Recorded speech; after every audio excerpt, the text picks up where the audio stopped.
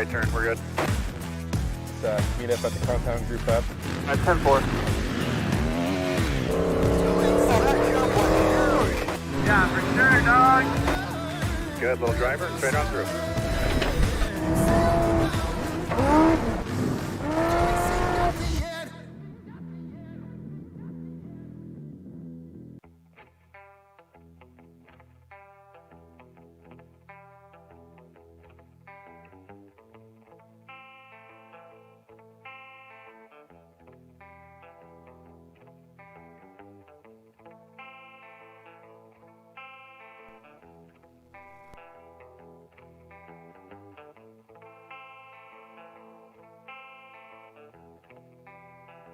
There are thousands of airstrips that are dirt, grass, and mud across the United States, Canada, and the world.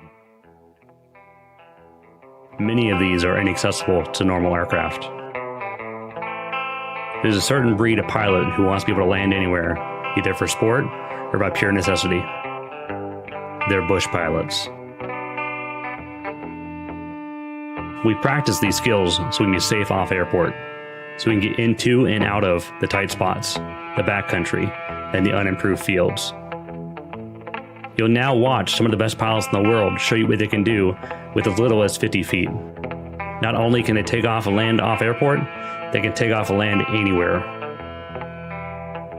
This is the Husky National STOL Series.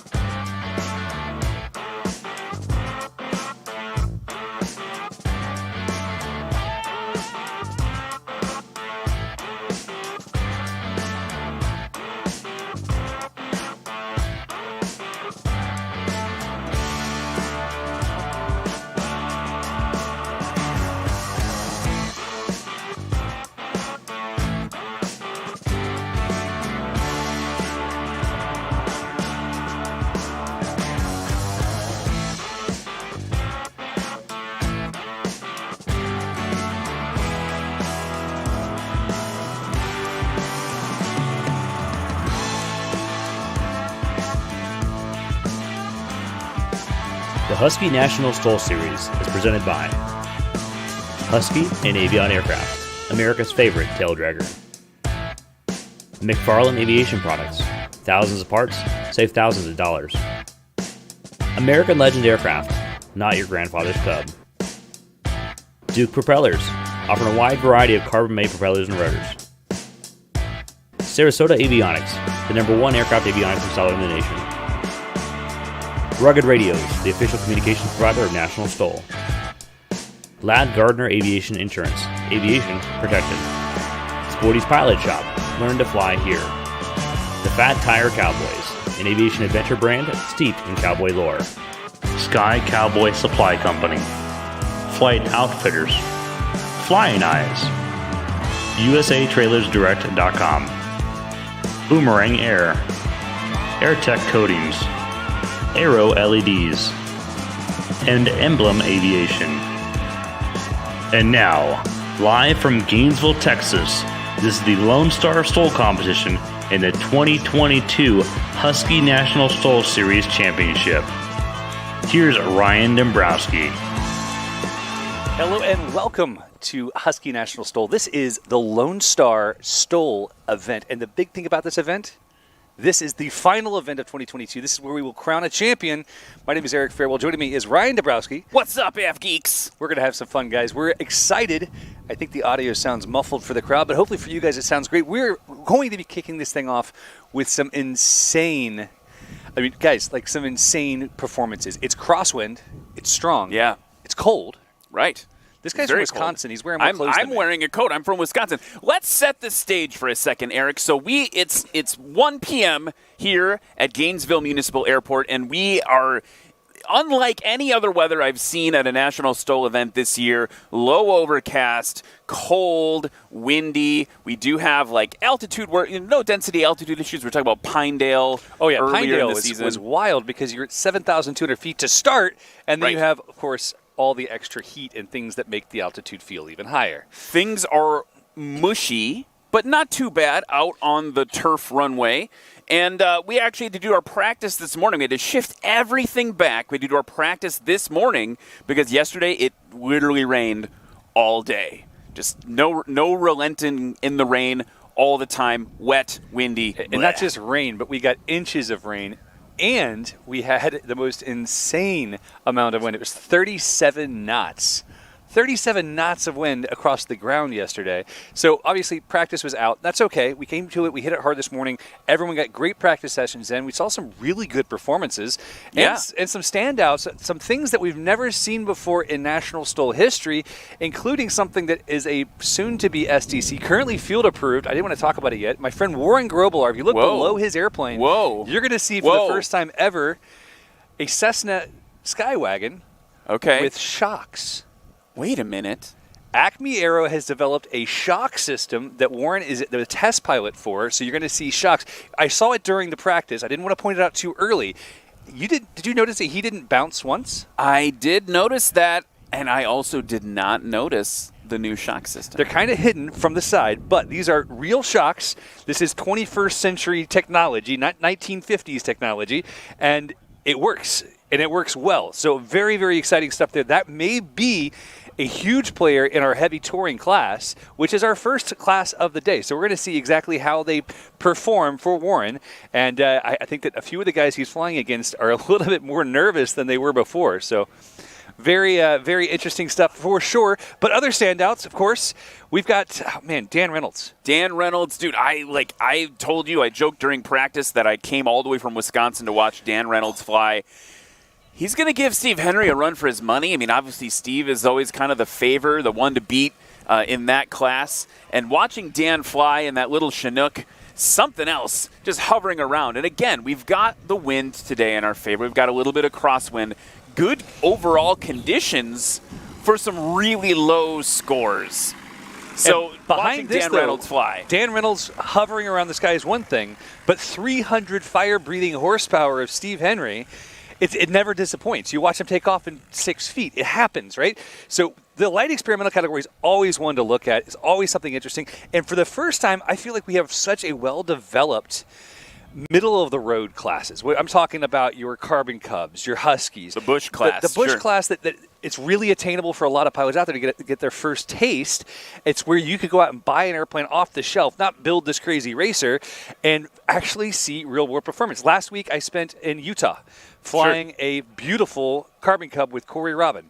And I'll tell you right now, the performance of that airplane blew away everyone that was out there with us. There was video to come. It's absolutely insane. And this is not an off-the-shelf Carbon Cub, but it's pretty close to being an off-the-shelf Carbon Cub, right? So Bush class this year, we have a lot of contenders. Folks are just off of Arkansas, people who have a lot of recent experience, and we saw that experience delivering, including some people that we didn't anticipate doing as well. Sean Francis was dialed this week. I mean, I'm really excited to see how these different classes work together. But first up, we have the heavy touring class. That's right, heavy touring class. Let's talk about what that is.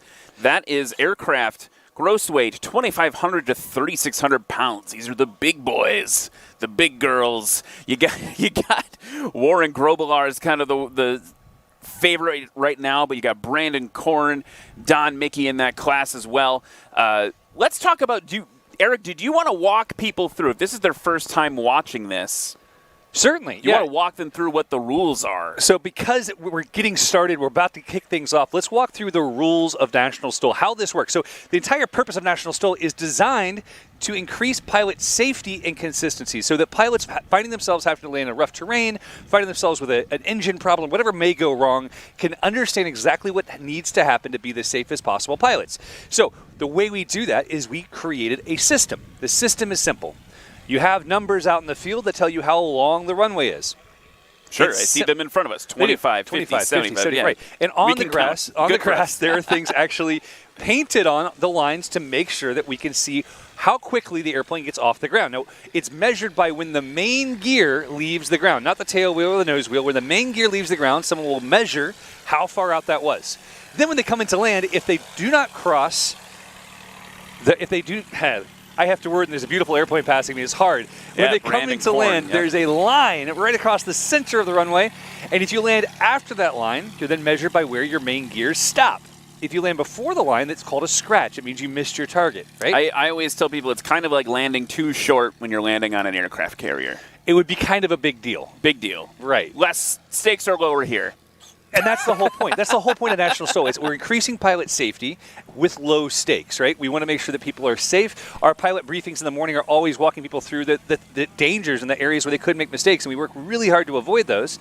But lining up right now is the gorgeous Cessna 205, which is an uncommon airplane. And my uncle had one, so I've had the opportunity to fly one. Great flying airplane. You can load it up like crazy.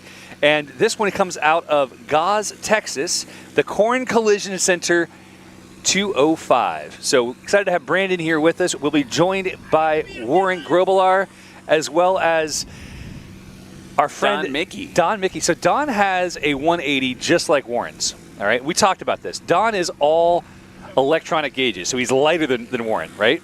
Sure. But Don has an interior. Yeah, that'll even out then. Everything evens out. You got to have it all kind of weight is a big thing. Exactly. I'm really interested. So Don is flying on much smaller tires.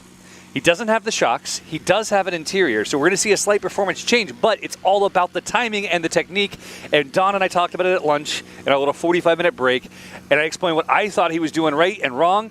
And he may disagree with me, but at least I have an opinion because I'm a pilot, right? That's very bold of you. From the announcer's stand, I just want to make sure you know that we think you could improve in these ways. Well, the cool thing about our job is we get to not only do these live, but we get to go frame by frame. That's true. I do a lot of study work. I love to understand what pilots are doing right, what pilots are doing wrong, ways that performance can be increased, enhanced, because it's all physics, right? It's all understanding those moments and just dialing it in. So with that said, one of the things that is very common in this class is the MT propeller. I don't know what prop Brandon has, but I know that the two 180s are both running MT props. And McFarland is one of our sponsors. They provide MT propellers to the U.S., and they do an incredible job of it. Some of the greatest people I've met in this business. And they're actually awarding a total purse of $2,000 in cash to first place winners using an MT propeller on their competition aircraft. So they give a cash prize to people who have an MT prop. They support National STOL and Husky National STOL every day. And so I just want to thank them for their support as we get ready to get started. But before we do, I got two other airplanes taxiing down. Do you want to walk us through a few other of our sponsors and kind of explain what they do for us? Absolutely. So we also should talk about our friends over at Ladd Gardner Aviation Insurance. Now, if you're looking for aviation insurance, look no further than Ladd Gardner.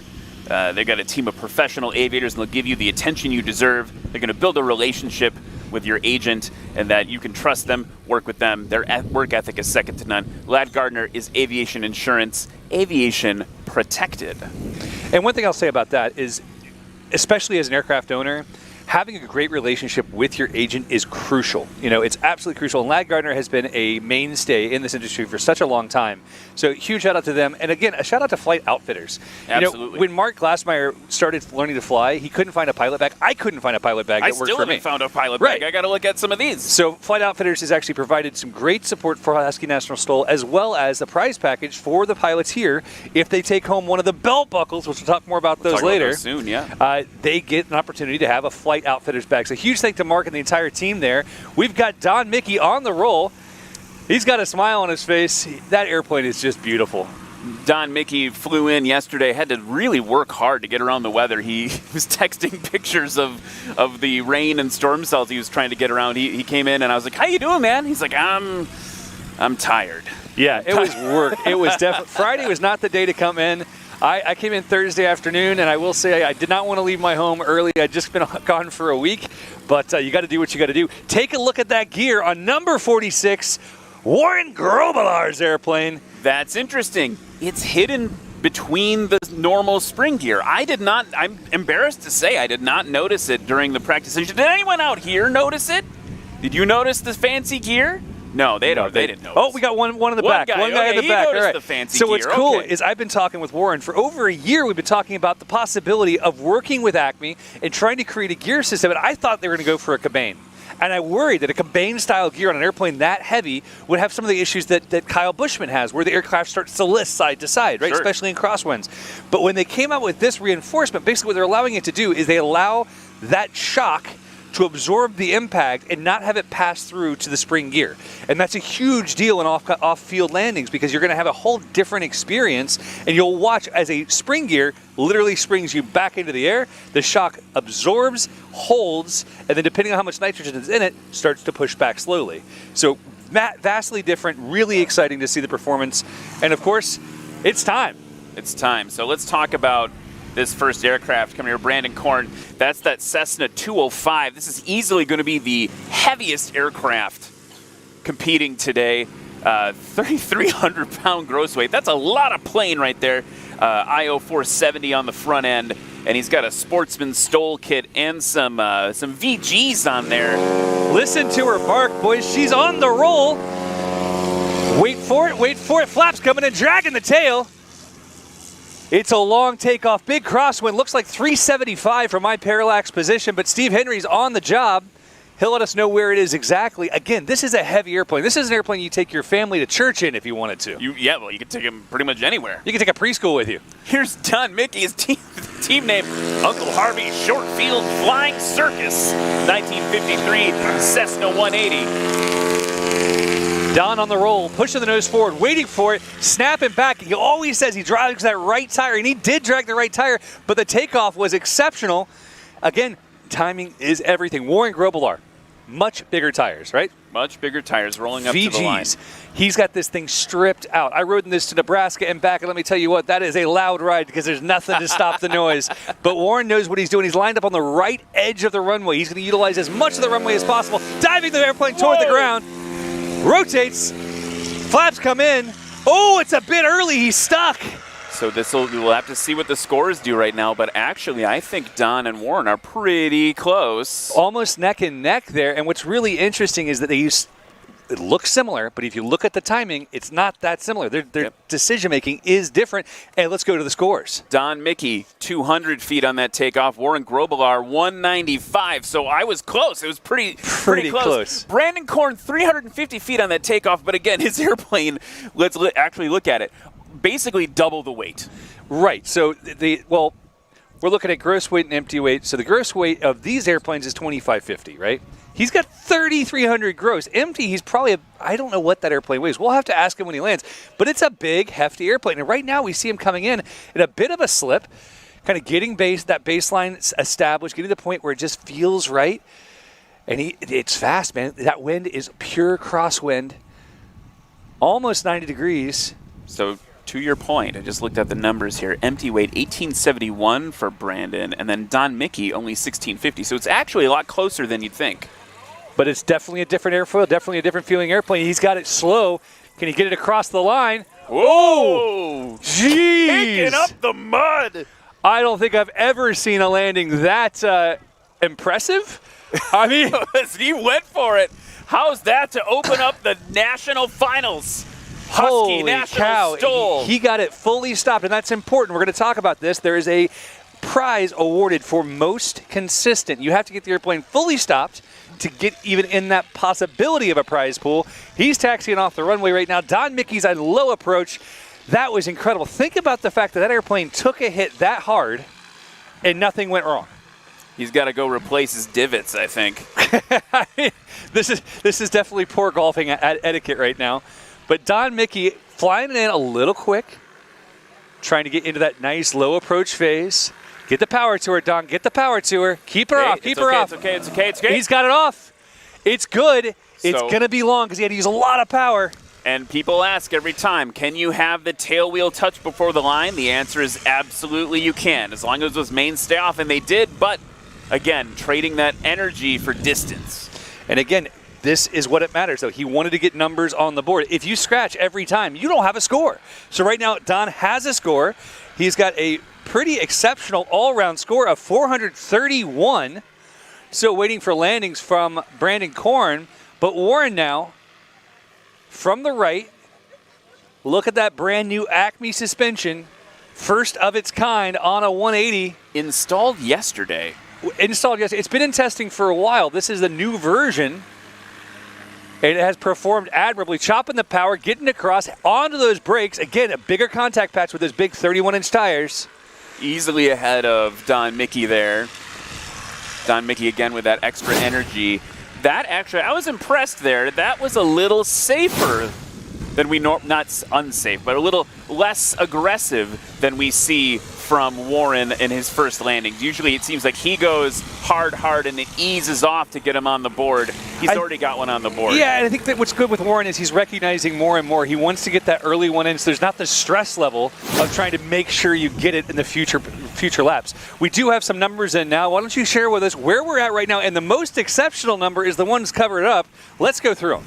Yeah, actually, a big surprise. Brandon Corn's landing roll, the best one. With 156 feet. 56 feet. Now, he traded that for the takeoff. So here's where we stand right now going into Heat 2. Warren Grobelar, 362. Don Mickey, 431. Brandon Corn, 506 combined. Again, that's the takeoff and landing distances added together. And what's really unique here to look at is, I mean, it's a pretty solid... I can't even talk over the roar of the airplane. Off he goes. Flaps are out early, dragging the tail, keeping directional control with the rudder, pushing him. You can feel that wind pushing him to the right there. The last line judge was like, all right, come on now. Get up. I wonder if Brandon heard us kind of talking smack about it. He's got the heaviest airplane here today, and he's like, let's go, dudes. It's very possible. Don Mickey now waiting his turn. That MT prop just roaring.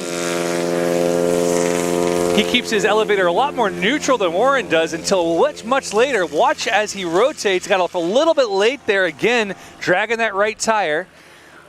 We talk a lot about timing with the tailwheel pilots. Some of them sing a song, some of them count a certain way, and it's all about dialing it in for the day, and that one felt a little early. Took that bite of angle of attack a little too soon.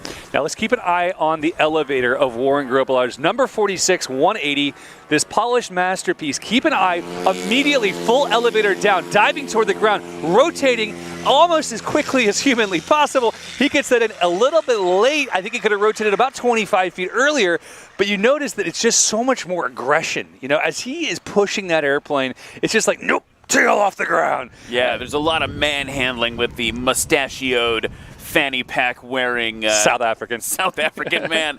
The one thing I noticed too during practice this morning, very aggressive on his tail up maneuvers. The first one got a few gasps from the crowd.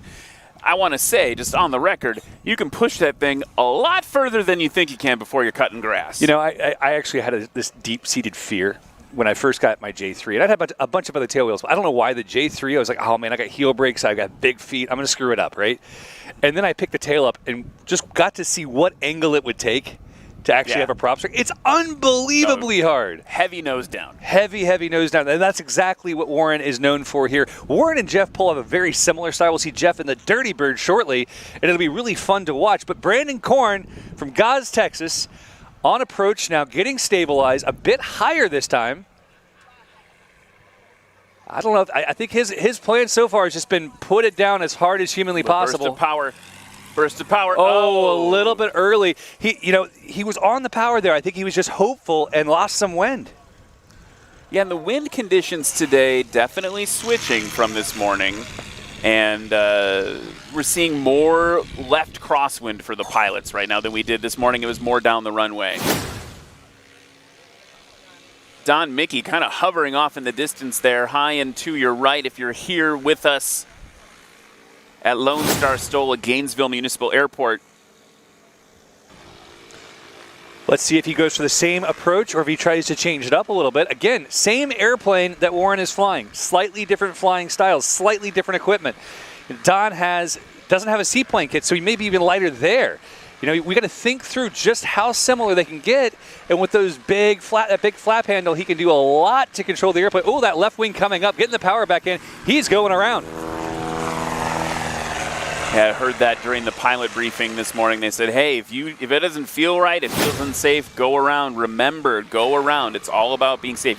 There's that old aviation song, you can always go around. You can always go around, and I'm looking over here at some of our other pilots. Colin Caneva looking over here at the announcer stand, giving me the big thumbs up. That was good. Good call, and I completely agree. As that left wing lifted, you wanted to put yourself in a position where you're absolutely in control of the airplane. Crosswind landings like this are challenging, particularly in a tailwheel aircraft, and Don made the absolute right call. Warren now on approach. Winds 320 at 9 knots. It's got to be gusting 15, though. He's under the power curve now, and he's a little too aggressive. But look, it's stuck like glue. He got it down way too early. He'll be frustrated, but I like the fact that it's still looking so daggum smooth. Those shocks just absorbing everything that they can take. So 2 scratches in round 2. We've got Don Mickey coming around for his attempt. We'll have to get everything reset.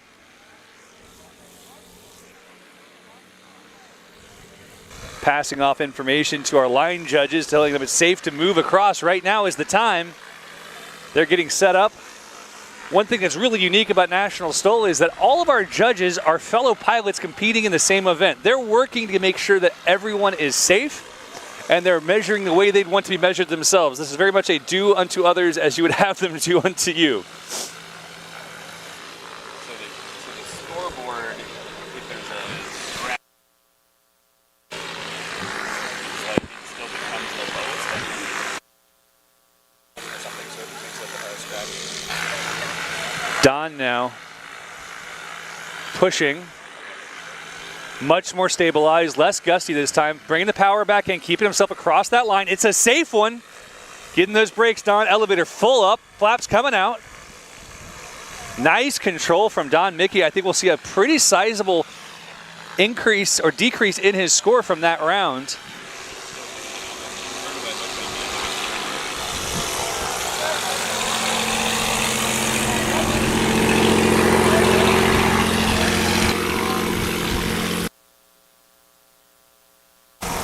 Warren's got some hope. He's waving at us right now. He was not happy about that scratch, but he's pretty darn happy with that gear, I have to say. And Don Mickey's looking at him, eyeing him up. I never noticed before. Don's shaking his head. No, he should not be ashamed of the go-around, though. No, that was fantastic. It was good piloting. Do you see his bubble windows? He's got the big observation windows on that thing. I never realized. That's pretty cool. Okay, so right now, standings are the same. Brandon Korn on the roll, flaps all the way down on that giant Cessna. Oh, he's trying to pull it off early. He got it off a lot earlier, but it's sinking. He's got to nurse the nose down. It's important to note, if those tires had touched again, we would have to score him from wherever they touch. So it's important to come off the ground quickly, but you got to stay off the ground. And we see that a lot in lighter wind days. Here's Don Mickey. Trim all the way forward. Flaps are up, waiting, flaps down, rotate, same time, off the ground. Lots of energy left, no right tire drag that time. Don is coming for it. You don't fly as far as he flew through storms to not leave everything on the table here at the National Finals. The National Finals for Husky National STOL. This is a big one, guys. I know it seems like a lot, but so is Warren Grobelar. Taking a bite, here he goes. Into it, and a bit late, under 200 feet. That's what he wants to see. In your opinion, does he want to be, if you had to choose early or late on that bite of angle of attack, would you rather be early or late? I'd rather be late, because if I end up early, I just drag the mains forever. But it's such a delicate balance. Like if he pulled 25 feet earlier, he probably would have left the ground and not drug. But you don't know. It's that natural feel in the airplane. You have to get so much time. You have to understand the airplane and the conditions and the location and everything else so well. And Warren's a heck of a pilot. He does a great job. I'm not here to critique what anybody's doing here, but I mean, literally, that's why they have us sitting in the So I want to point something out as Brandon comes in high and to your right on medium final. Big difference in his takeoff distances. His first was 350, dialed it in 216 and 217. That's fantastic. Warren also seeing an improvement. 195, 182 to 179. So shaving off feet. Not the case for Don. His best takeoff was his first one. He did dial it in on this last one a little closer. It's high. And that last goose of power was unnecessary. He's not going to like this result because, and I like what he did. He made a safe call. He blew in a little extra power because clearly the wind started dropping, but he had the altitude, right? Gave up at least 75 feet. If not more, honestly. But that's all right. This is all a part of the learning process. This is how we grow as pilots.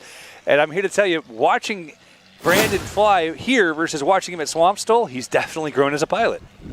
So that run for Brandon, 5:15. So his first run still his best with 5:06, and that really impressive landing distance of 1:56. The best of, unless we see something different between Don and Warren in these next two landings. I have to say, that landing was one of the most immense landings I've ever seen. It was a big one. Don now, low approach. Getting behind the power cricket. Keep it up, keep it up. Nose up a bit higher. There you go. There we go, but he's going to pay for the goose. The goose was right. I think that he could have done the same thing with just elevator and probably been in exactly the place he wanted to be. But again, Don's a very safe pilot. He's working really hard to make sure that he gets across the line and does it with complete control.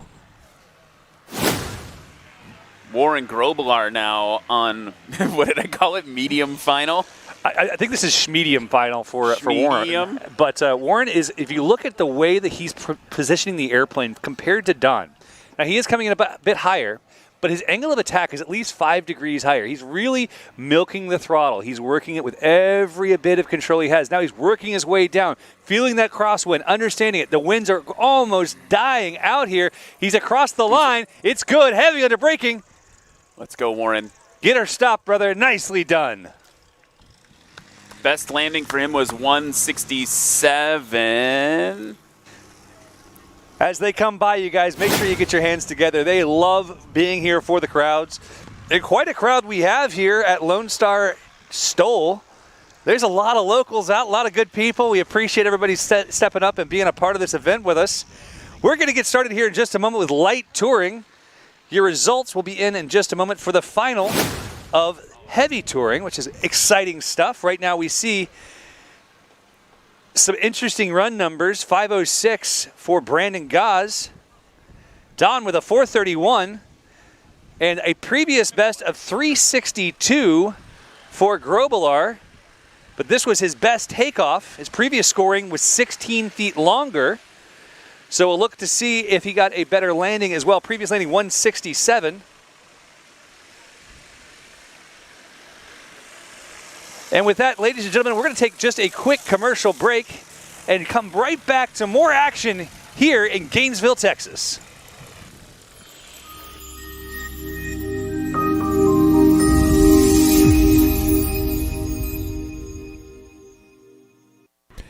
At Aerolids, we believe that innovation is equal parts inspiration and perspiration. Since our inception in 2006, we embarked on a mission to redefine the expectations of aerospace lighting. Entering the aerospace lighting market, which had remained largely unchanged for 50 years and in drastic need of a new product with fresh look and unequaled performance, Aerolids was inspired to redefine the expectations, which resulted in a series of innovative designs. Hungry for new ideas, backed by a company that valued the patronage, customers quickly adopted the new standard of quality, design, and performance never seen before in the industry. Over the past 12 years, Aerolid's installation, ranging from the experimental and 23 markets up to the space and military applications, with over 15 tactical military platforms featuring products in both overt and covert operations. Aerolids continues to lead the industry in design, reliability, and unsurpassed performance. Unique in its presence and unmatched in its perseverance, Aerolids serves the aviation market from one spectrum to the next. From you to you too, Aerolids is redefining the expectations.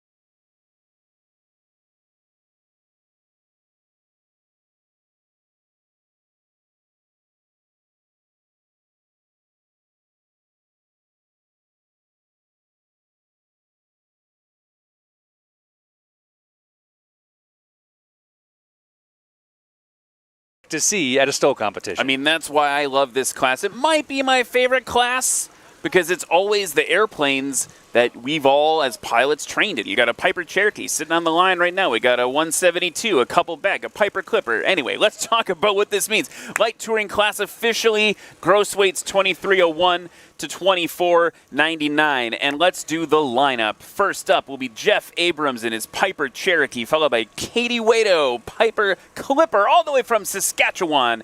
Jeremiah Stapleton up next, Cessna 172 based out of Texas. The Colonel, Matt Peterson from Louisiana in another 172. And the one that a lot of people have come here to see, Jeff Pohl in that 1955 Cessna 170B.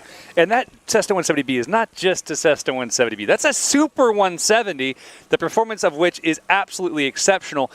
But I just have to say, there's so much to see here. When you look at Jeff Abrams and that 180 horsepower Cherokee, he calls it a Piperzilla, which I just love that all the STOL planes have their own crazy names now. Gotta have a name. It's fantastic. So Piperzilla, Jeff has vortex generators all over this airplane. He has developed it into what you see today, and man, he flies the absolute heck out of it. Behind him, Katie. Katie is flying the only airplane here with no flaps. And she will take that airplane pretty much anywhere a Super Cub will go. That's right. With two She's dogs not in messing it. around. She pointed out to me yesterday, we were talking, I was getting to know her a little bit. She said, make sure you mention that I have gold rims on my plane. So everyone, take notice. Take notice. She is blinged out with the gold rims, but we just got word from the tower. Jeff Abrams is about to start his role as the pilots are released. 1965 Piper Cherokee 180. Based in Ocala, Florida. He's flown for 3 different airlines, the UPS being his final 25 years, and he's now retired. He's been flying for 57 years and holds an ATP, numerous type ratings, etc., etc. His airplane is 57 years old, which is the same year he learned to fly. Well, there you go. Some people buy birth year watches. He bought a birth year airplane. Here's Katie on the roll now. This will be a very different style because, again, lack of flaps. She has to carry this. She's trying to get the float off, and she just rotated a little early, going longer than she wanted for sure. She says November 3 Papa Romeo is a beast. You know, in her pilot bio here. It's not the prettiest, but she breathes Budweiser, chews skull, and burps bald eagles, and that's enough for Katie. You got to love it. We got Jeremiah on the roll now. Jeremiah is the cook, the chef, the man, the legend. He can weld, he can mend fences, and he can do just about anything he wants to with a 172. Barely floated off with that 0300. Oh, he's got to push the nose. Keep her flying. There we go. He said that this grass is really hurting his performance. He was wishing he had bigger tires or some pavement. Well, if he would have put more beans in the chili last night, that could have helped his performance, That too. could have indeed. Colonel Uncle Peterson! 4-4 Romeo Charlie, he wanted me to make sure that I mentioned that the blue shade is called Super Blue. And as the Super Blue passes the line judges and they all duck, him pushing the right edge of that runway, we've got Jeff Pohl now, the Dirty Bird, lined up. Again, this is the kind of aggression you'll expect. You're going to see big movement on that elevator very early. Nose diving toward the ground. Full forward elevator still. And then rotating, a bit early, but still an excellent takeoff under 175 feet. Looks like 158 or so. We'll get some initial scores for you, but first, if you're here at Gainesville, I want to point out something. There's a trailer full of ice and water behind us. That's brought to you by USATrailersDirect.com. They're one of the nation's largest suppliers of top quality trailers, and they're proud to be a sponsor of us here at Lonestar STOL and the 2022 Husky National STOL. They carry the top manufacturers in the industry: Lamar, Load Trail, Max D, Neo, Benke. Here is Jeff Abrams coming in hot. That timing, though, he's got it right across the line, heavy on a brake, and look at the shaking of those wheel pants. He's taking it seriously. He wants this thing stopped. The crowd loving the dirt. It is kind of fun. I'm not going to lie. It's almost like playa dust, except not so disgusting. His first takeoff, 384 feet. We'll see what the landing number is. Katie, 262 on the landing, so his best run so far, 646. Now, Katie moving things in. She's our only female pilot this weekend. We need to see more female pilots competing. So if you're here, you're a lady and you love to fly, come out here and join us. It's a scratch, but look at that landing. Really efficient use of space. She's not running, traditional shocks. She's got bungees, and she's able to get that airplane in all sorts of places. The takeoff for Katie did place her in a good contentious spot with 400 feet on the takeoff roll, so that would have been, with a decent landing, that could have been third place for her heading into round 2. Jeremiah Stapleton now. Low. I love his approach. He comes in so consistently. Now he's moving fast. He's staying ahead of the power curve. Oh, and he just barely kissed. That's a scratch. I just had to say how much I loved it before he scratched. Come on, Eric. You jinxed it, man. That was all you. That's your fault. I'm going to tell him. I'll take the blame. That's all right. Up next, we have Colonel Uncle Matt Peterson. That's a lot of words. 1957 straight tail 172. He's got the big wingtips on it. He loves flying this thing, and he really does a great job. For those of you who don't know, Matt is the host of Swamp STOL in Louisiana, coming up in March, where you get to eat more crawdads than you knew possible, fly into a different dinner. It's just a great time all around. It's just, I don't know, flying over all the bayou, it's just a blast. I've been promised that I would get to hold a baby alligator. We can make that happen for you, my friend. Colonel Matt on the right. Very different approach from what we saw Jeremiah doing. Stabilized, nose up. He's got that trim forced in. Blast of power if needed? Okay. No. Right back. It's a safe one. Look at the legs shaking as he locks up the tires on braking. Killed those flaps immediately to help kill some lift.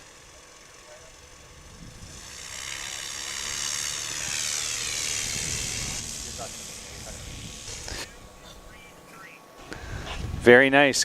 Getting things done properly. Now, Jeff Pohl, the favorite for this category, because Micah Lindstrom's not here to try to one-up his elders.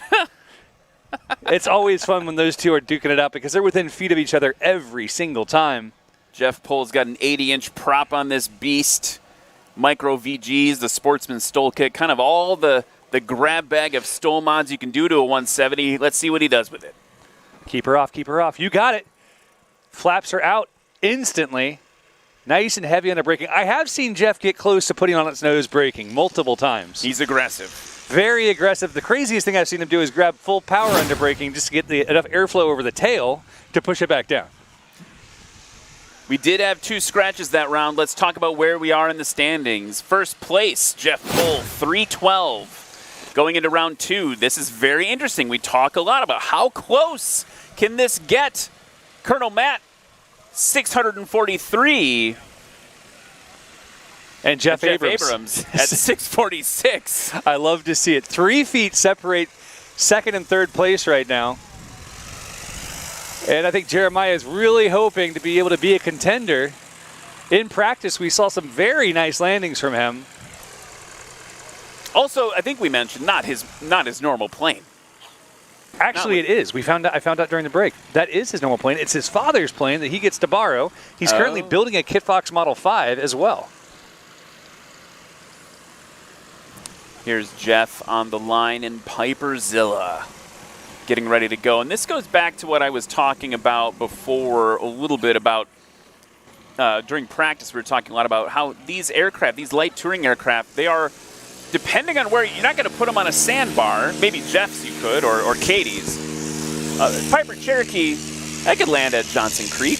It can land at Johnson Creek. You can land at a lot of places. And, there's a lot of different gravel runways and such in Alaska that would be very comfortable on. And you can see that the performance it has here would hold up to that. You could actually use it as a backcountry airplane. You may not fly it into the same strips as a Cub, but that's all right. You could carry a lot more stuff with you when you go. Katie on the roll. Rocketing the nose of her clipper forward. Let's see if she uses the same technique or she goes for a little bit harder snap. She is going for a little harder snap this time. Gets off right around the 400-foot mark or just before it. Her previous takeoff was 400 on the dot.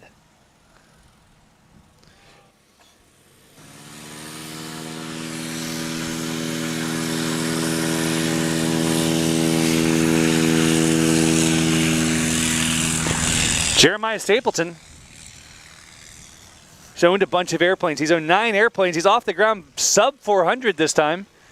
He said that the Kit Fox is his 9th airplane, and he's never been able to choose what color one of them was before, so he's actually going to take it apart and paint it, put it back together, and fly again. I love that. Yeah, it's hard to when you're buying a used aircraft. Same thing with Colonel Matt. Got to pick this beautiful paint scheme. He's on the roll now. Wait for the flaps. When he feels the energy, flaps come in. Tail almost drags a little early. Hold it off. That right main. Watching Matt be in the last 2 years of National STOL, he's definitely like won most improved awards from when he started. Now he's a real competitor. The other thing I noticed is he's starting to modify that airplane. When we first talked, he said he wasn't going to. He wanted to keep it stock. Here's Jeff Pohl. Highly aggressive, uses that extra nose down to slap the tail into the ground. The thought process there is that the longerons of the fuselage will support the transfer of energy from the tail wheel all the way forward, so we can actually use that kind of tail bounce to rocket the heaviest part of the airplane off the ground, the engine. So it is a technique. It has been, and mind you guys, this stuff is discussed. There's hours and hours of discussion of techniques and things you can do. And the idea that you can utilize the tail wheel bouncing off the ground to throw the engine in the air is, I mean, it's not proven by physics or science, but some of the pilots who do it really believe in it. Here's Jeff Abrams now coming in over the line. Again, looking a little hot. Hot, but very clean. Got touched down around the 25, 26 foot mark. That's clean, my friend. Well, and when you see the tricycle gear aircraft braking as hard as they can, we see that with some of the Zeniths that we've seen throughout the last year. People start to say, like, oh, is that an unfair advantage, having that third wheel out in front? You can brake as hard as you want. You can kick up all the mud you want. A lot more drag on the ground, right? The more contact patches, the better. But I think I will wait till I see Steve Henry build a nose wheel Highlander before I switch. That's fair. Here's Katie coming in. Strong crosswind midfield, bit of a headwind up the field. Interesting to see how these flags are dancing around. Katie's heavy under those brakes. Again, this is a really unique airplane to be in this competition. And Katie's coming from a wild background. She had a Pitts in her youth, and she crashed it. What? And somehow that led her to picking up this airplane and now being involved in STOL and traveling all over the U.S. and Canada to experience the STOL family. I think she's been in Arkansas for the last month since Arkansas, and now she's here. She's just excited. She says, you might come down to Florida and play with us. Jeremiah, much nicer. Little fast, but he was off the power from the 200-foot line at least. Very pretty landing. Maybe too pretty. But really, like, wow, one for the books. He could take some lessons from the 205. At 205, yeah, he needs to plop it in like that. It's his dad's airplane, and his dad's standing over here by the air boss. I imagine he probably doesn't want to make his dad too upset. Your dad can't stay mad at you that long. Okay. All right. Here's the Colonel off to the right. Really kind of hovering in on this crosswind. You can see the crab angle. It's definitely getting pushy. It's starting to get more and more filled in from this new direction. We anticipated this with the forecast, but it certainly makes things more difficult for the pilots. Nose is up, power is out. It's good. Heavy on those brakes again. Kicking up some mud, and what I loved about that is if it were me, I would have goosed it. I would have given it a little goose, and he resisted the urge. He said, no, I think I got this locked in, and he was right. He was right over the line. Exactly really the kind of numbers he wants to see. This is going to be, I think it was Sun and Fun. He got his personal best, and he was just blown away. It was under 600 feet, and that was the best he'd ever done. See, there's a chance today we may see the same thing happen. But first, Dirty Bird. Here comes Jeff. Ooh, is it good or not? Judge. The line judge says yes. My announcer eyes say no. It could be the parallax. It could be our fault. I don't want to be the one that influences anyone to look at that. You know that the judging team's listening. Oh, the judging team was listening. It's a scratch. Oh, no. Man. See, now Jeff's going to be mad at me. I mean, I'd be mad. Let's talk about the scores now. Ooh, things are getting interesting. Still, Jeff Pohl doesn't really have anything to worry about. He's healthily in the lead with a combined score of 312. Colonel Matt Big improvement from run 1 to run 2. Now he's up to 6:07 from 6:43. 6:32. So another improvement with Jeff Abrams. And Again, then this Katie, fight for second place is going to be real. real close fight for second place. And then Katie with 7:76. And Jeremiah bringing up the rear with 8:03. So things are getting tight for second right now. And yeah, you said sub 600 for Colonel be his best. He's only got 7 feet to go. 7 feet to go. He's on a mission. Jeff Pohl waving to the crowd. Oh, he's going to do a wheelie. Oh, was that supposed to intimidate me? Was he trying to intimidate me? I'm not even scared. I'm just got more excited. Is he listening to us right now? Sometimes they do that. I know Warren listens. Warren likes to know exactly where his competitors are. But on the roll, Hyperzilla. So current best score for Jeff Abrams, 6:32. His best takeoff was 3:78. Man, he milked it off the ground here. It's past 400, but not by much. About 425 by my eyes. Katie's on the line now. You know, the other thing that's fun about her is she was giving all the pilots a lot of trouble when they all wanted to get their planes in the hangar. She's like, "We're bush pilots. Keep your planes in the rain. Keep your plane outside. It's supposed to be rained on." That's when I reminded her that I was flying an RV and not a 15. Pulling it off. That may be her best takeoff yet. Best takeoff for Katie so far, 385. It feels like we lost a little bit of wind between these last two rounds. We certainly have. The winds are going more and more cross. You can see in the live feed that there's different directions that those the windsocks are going. Wind blades. Jeremiah had a big improvement between his first and second takeoffs from 460 to 395. We'll see what he does here. Oh, he's milking it. I feel for him so badly. My RV has such a cruise prop on it. I only get 1,900 RPM static, so I need about the length of this runway just to get to cruise. Last round for the Colonel. It feels slow for now. Need a little more wind. He's going for it. He went for it. I had the pleasure of flying with the Colonel. A little bit of sync, but he's got it taken care of. Some serious sync. I flew with the Colonel at Sun and Fun, and he walked me through his training regimen, and it was really amazing watching him talk out, explain everything he was doing. Here's Jeff Pohl now. Wait for the second dive. Here comes the second dive. Once again, rotates back out, gets those flaps down, and just pulls it off the ground effortlessly. I can't word anymore. I get too excited anymore. I get too excited when Jeff's behind the wheel. Not the best takeoff. I'm really interested in what happens to the Colonel here. Not his best takeoff. 366, so up 16 feet. That takeoff just now for Jeff Pohl, 117 feet in a Cessna 170. Here's Jeff. Jeff Abrams, once again, consistent, a little bit long, gets heavy in the brakes. He does not hit the line. That is his move, man. That's the best move he can make, and he is on it. I don't think I've ever seen Jerry Clemens run that fast. He was moving. One of our line judges. I got to catch up on 3 underwritings at some point. All right, watching her start the slip in, Katie was just telling me she needs a trip to Sarasota Avionics. We'll talk more about them after this landing. But this airplane is beautiful.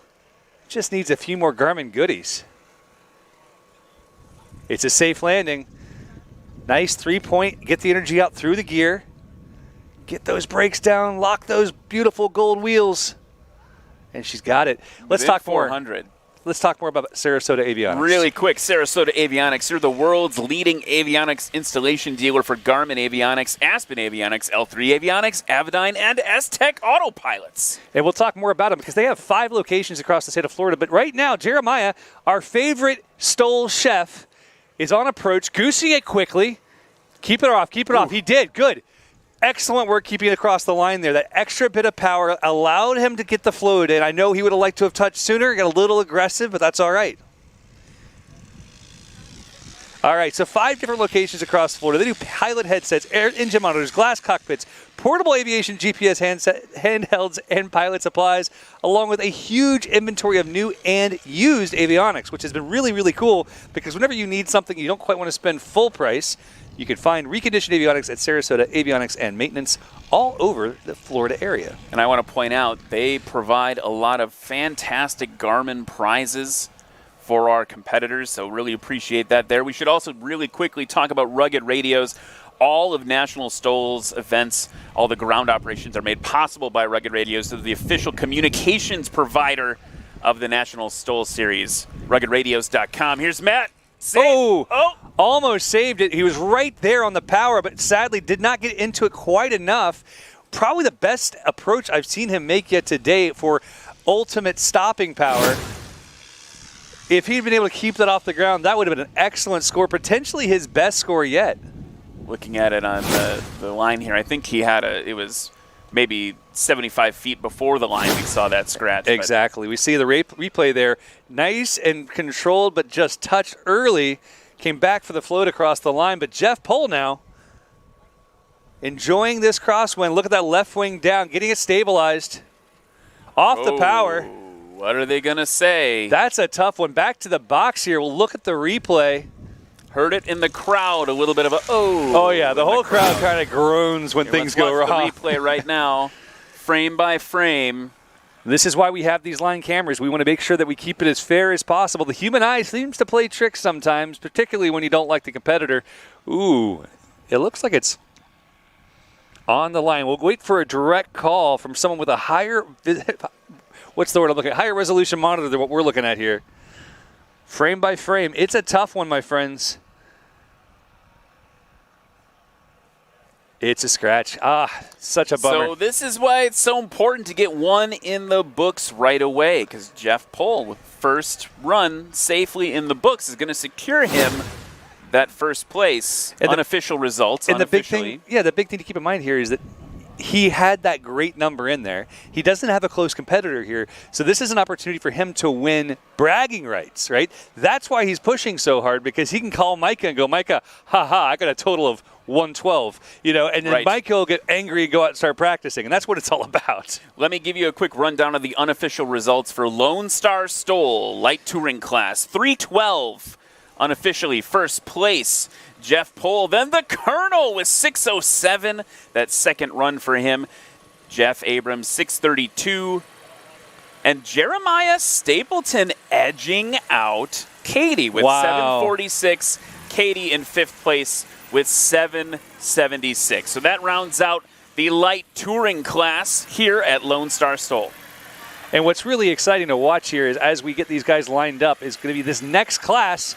But first, we're going to go for a quick commercial break and be right back with more excitement.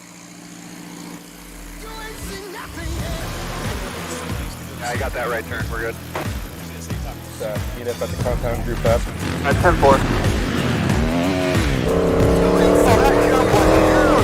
Yeah, for sure, dog. Good, little driver. Straight on through.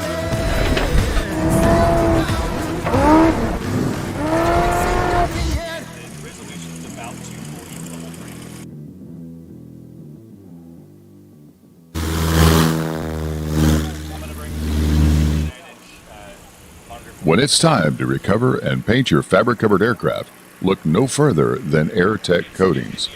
Since 1982, our FAA-approved system provides you with a shiny, durable, easy-to-apply product. The AirTech system has fewer steps than any other product on the market today, saving you both time and money. While using cutting-edge technology, we offer a wide range of products. Whether it's for work, play, antique, or aerobatic, we have you covered. Remember, we make paint fly. Well, a friend of mine, actually it was Corey Robin, told me about these flying eyes glasses while we were at Oshkosh. We went and checked them out, and they're awesome.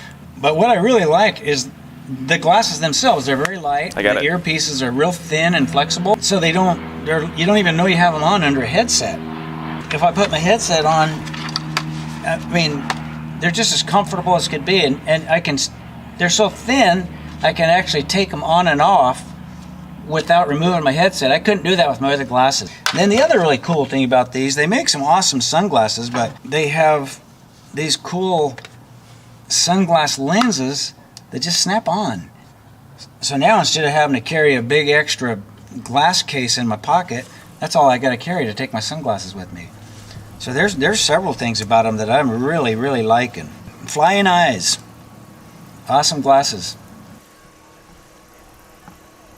And everybody, welcome back to Lonestar STOL 2022. It's the National Championships of Husky National STOL, and we are getting ready to pick it up again with the Bush class. These are aircraft 1321 to 2,300 pounds.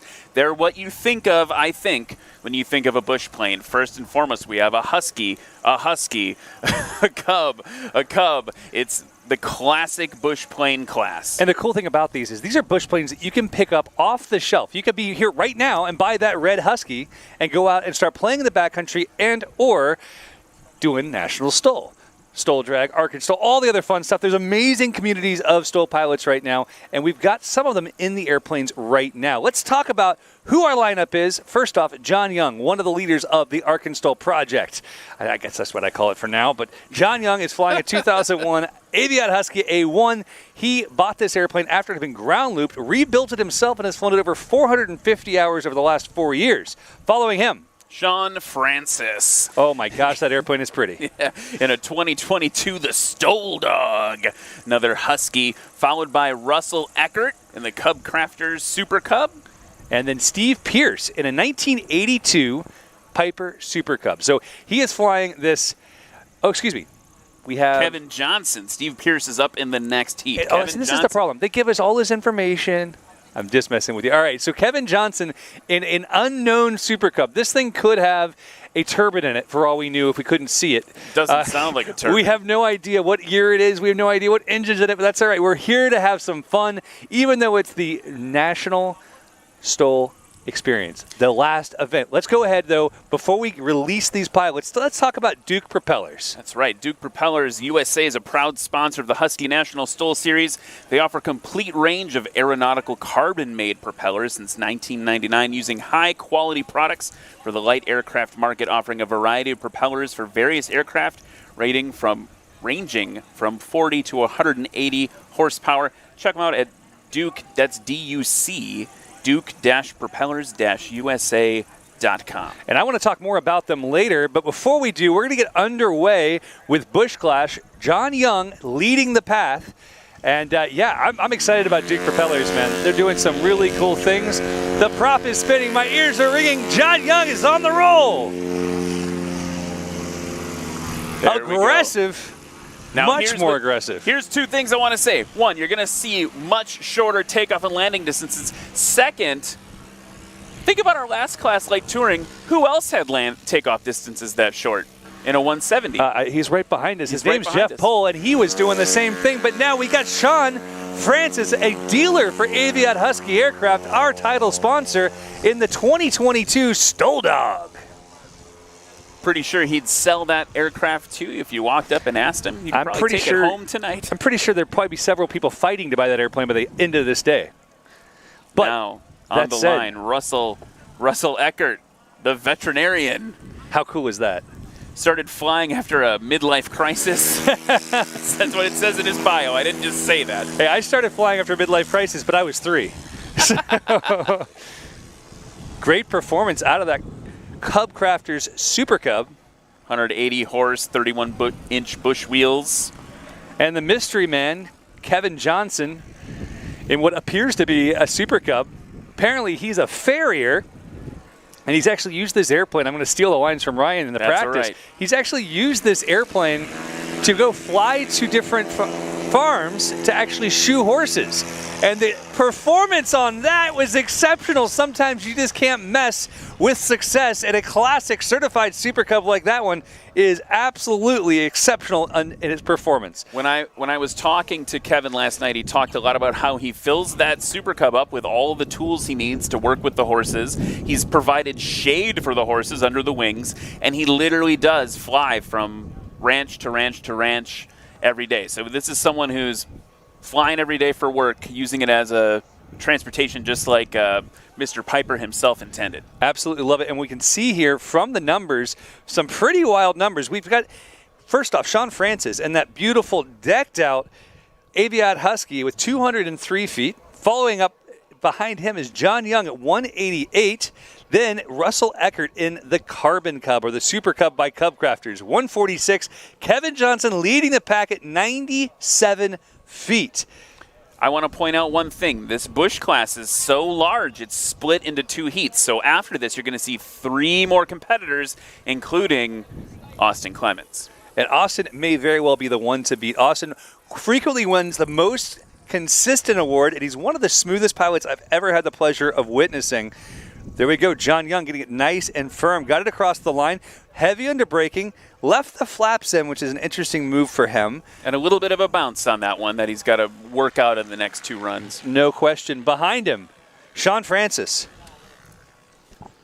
Sean Francis is in a Husky.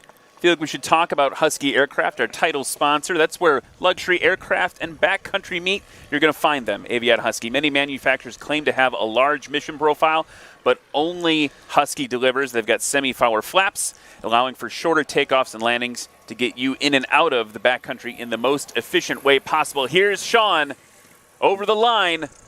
Stick, full back. Full power. The reason for that power, he has a seaplane propeller on that, ladies and gentlemen. He just backed up the airplane's inertia using the power of the aircraft with the propellers rotating backwards. Talk about National STOL. Something that keeps happening is all that technology improvement. We talked about Warren's new landing gear, right? The same thing is happening with reversible pitch propellers. It started with Austin Clemens, and now it's bleeding through into Sean Francis. We even have some heavy touring competitors that have the same thing with MT props. And the big thing to keep in mind is this is not just from National STOL. This is what happens in competition. Competition breeds this sort of development and innovation. Sadly, we see Russell scratching on his first landing. He was in a strong second place, and now he's got a scratch, so no score yet. But next up, we do have that beautiful Super Cub, Kevin Johnson, which has a way to remind me of his job here at the little control station we have. I wrote Kevin Johnson, 1 Victor Bravo, horse guy. It always helps to have a horse guy in the house. Higher on approach than what we've seen a lot today. He's got the flaps in deep, though. He's out of the power. Listen to that whistle. The little goose, he's across the line just barely. Perfect. His engine almost quit. His engine just quit, ladies and gentlemen. He didn't need that. Engines are overrated. He didn't need that. That one was for Sean Francis. He wanted to let Sean Francis know that you don't have to have a reversible propeller. And it's a hand propper. It looks like he opened the door. 152 feet on that landing. Let's talk about the best runs so far. Kevin Johnson, 249. Russell Eckert had that scratch. Sean Francis then currently holding second place with 389. And then 439. So actually in striking distance for John Young. Looks like he's pulling the propeller up. Yep.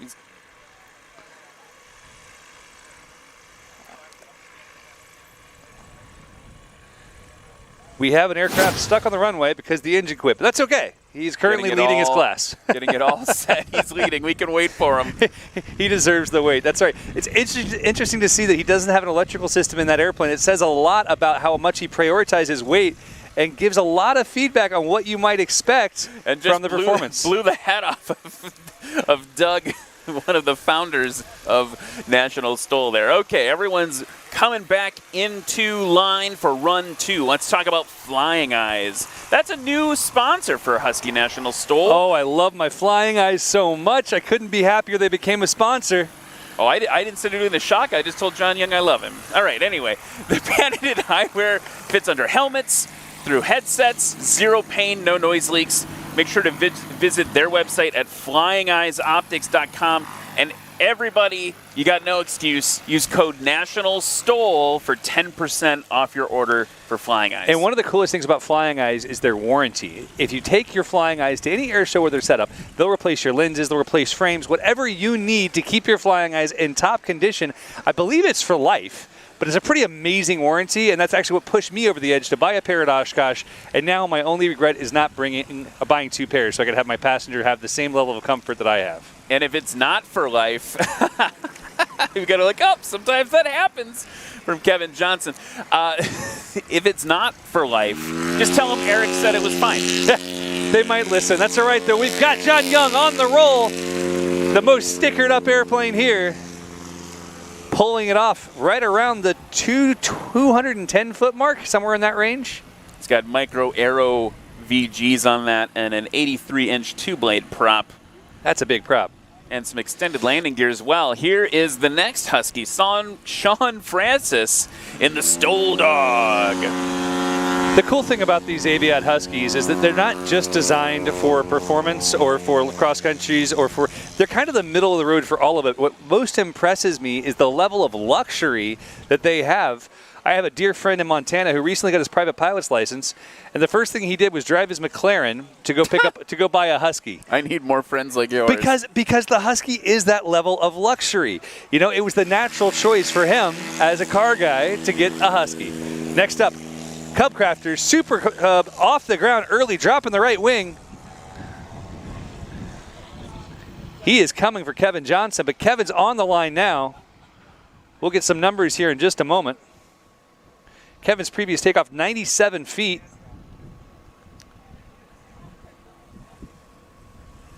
And his landing was 152. Kevin, spooling the motor. Tail up.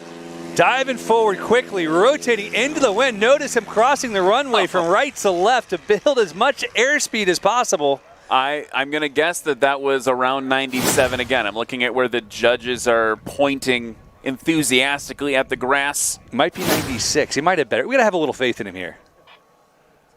Kevin Eckert, previous takeoff, 128. Not Kevin, it's Brandon, right? I can't remember. Oh, Russell Eckert. 128. Dr. Russell Eckert. DVM. All right. As they round back, we've got John Young. John has an aircraft sales company selling everything from bush planes to private jets.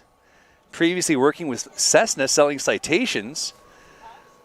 And he fell in love with this airplane, rebuilt it, and just flies the heck out of it. Well over 100 hours a year. And you mentioned co-founder of STOL, which just was a couple weeks ago. New type of motorsport. I'm excited to try out STOL. I think it'll be a good one.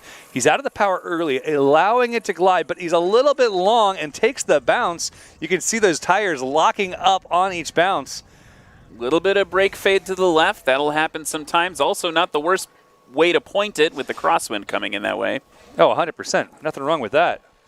Behind him, Sean Francis on approach. Let's take a quick look, if we can, at just some of the other sponsors that we've been working with, some other awesome people, because we've been really blessed with people like AirTech Coatings. You know, since 1981, they've been revolutionizing aircraft paint. They use polyurethane technology, and they offer the aircraft owner the advantage of inherent toughness, yet flexibility, fire resistance, chemical resistance, and the wet look in an infinite choice of colors. That's AirTech Coatings. They'll help make your paint fly. Sean Francis now, low, short final. Ooh, scratch from the judge. And he went for the power again. He was going to get that power braking in. When you pay the extra money for the reversible prop, you got to use it every time. I mean, I would back my airplane into my hangar just for fun. You got to pretend to be Mike Patey for a minute. You called this out during practice, but I think it's an important thing. See, I'm stealing from you now. If you want to call this out during practice, was that the workload of having that reversible prop is really high for the pilot. So it's not a silver bullet. There's a lot of extra steps, hands, feet, all that stuff working together. There are, and that's something that's interesting that we talked about. Duke Propellers, one of our sponsors, is actually working on creating a mixer that will allow you to control your propeller and your prop just like a TBM does. And that will make a huge difference in the amount of time it takes for these pilots to go from forward, idle, all the way back to reverse on their prop handle while their hands currently on their throttle handle. Now they'll be able to do it all in one smooth motion. I think we'll see touchdown, full reverse thrust. And that will be a game changer for sure. Want to point out Russell Eckert landing there. Gave up about 75-ish feet beyond the line there. So But he got a score, Got a right? score, and that's exactly. the important That was thing to keep in mind. He didn't have one before. Now he has one. Now here comes the horse guy, Kevin Johnson. The horse guy. His first and second takeoffs were really consistent, 97, 95 feet. Oh, was it's it? so close. Was it? Our line judge is not making He the didn't call. say anything, so now we need to see. But I'm going to call a definite improvement on the distance, assuming it was a good approved landing. The improvement on the distance will help him here because, again, there are some big competitors coming right up. Austin did say he was most worried about that Cub and the other Cub, the 1982 Super Cub, coming up in the next heat.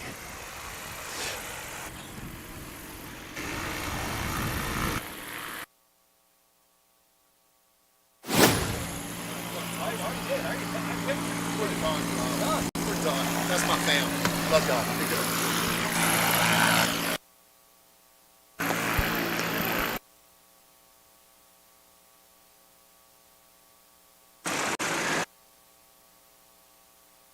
All right, so looking at the airplane as it taxis by, I feel silly because I didn't recognize this before. That's a Top Cub. Now, the Top Cub, I believe, was Cubcrafter's second design, launching in the late 90s.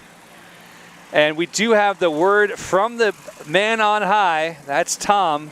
Tom is telling us it's a scratch from the booth. So sadly, we are going to be stuck with the one run so far qualifying.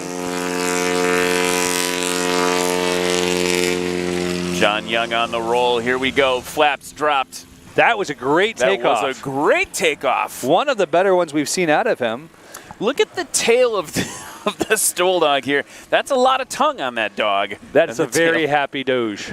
happy Doge. Standings, by the way, not changing since last time. Everyone's in the same spot. That big prop taking a bite out of the air. Sean Francis ready. Stick is forward, ready for rotation. Flaps come in. He's off the ground, just sub 200. That will be his best takeoff yet, I believe, although it does have a 185.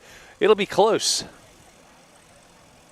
Here's our friend Russell Eckert from Abilene, Texas. That's Abilene to Abilene? you? Oh, my Come on, gosh. Wisconsinite. Well, guess what? Come visit me in Wauwatosa. It's all right. We're not using Florida names. We got some crazy ones, but he's off the ground. That nice performing Top Cub. The Top Cub was a revolution in utilizing later, like space age materials in the earliest Carbon Cub variants, a lot of which carried through to even the FX3s you see today. Kevin Johnson on the line now. Previous takeoff 95 feet. Diving the airplane toward the ground. Wait for the flaps. He's rotating, crossing the runway as he goes. It was an excellent takeoff. Kevin Johnson. What do you think on that one? It's between 175 feet.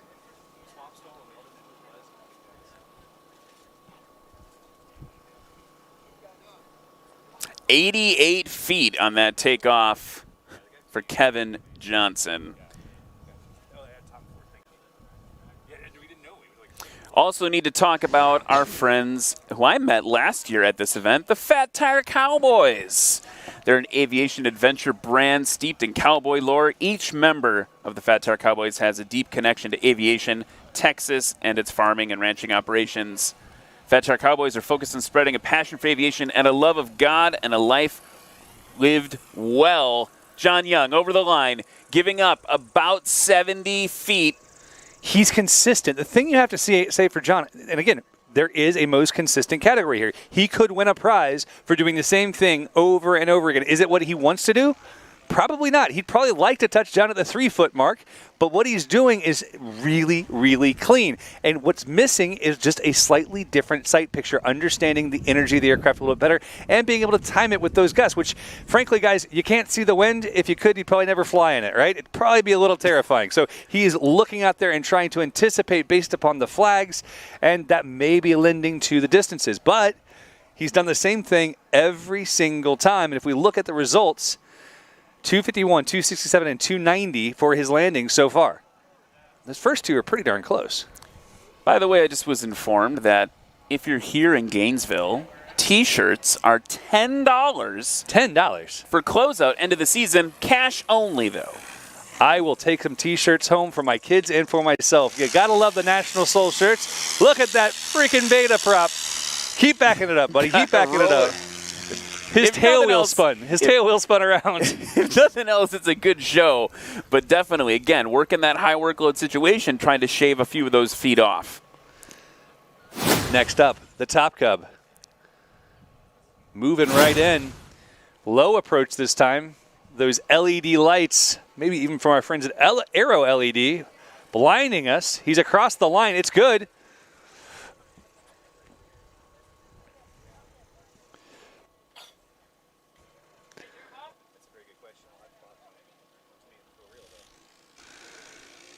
Taxiing off the runway now, our next contestant, the guy leading it all, the Farrier, the Flying Farrier. I mean, if that's not the name of his branding, and how is it possible that the Fat Tire Cowboys are not sponsoring this guy already?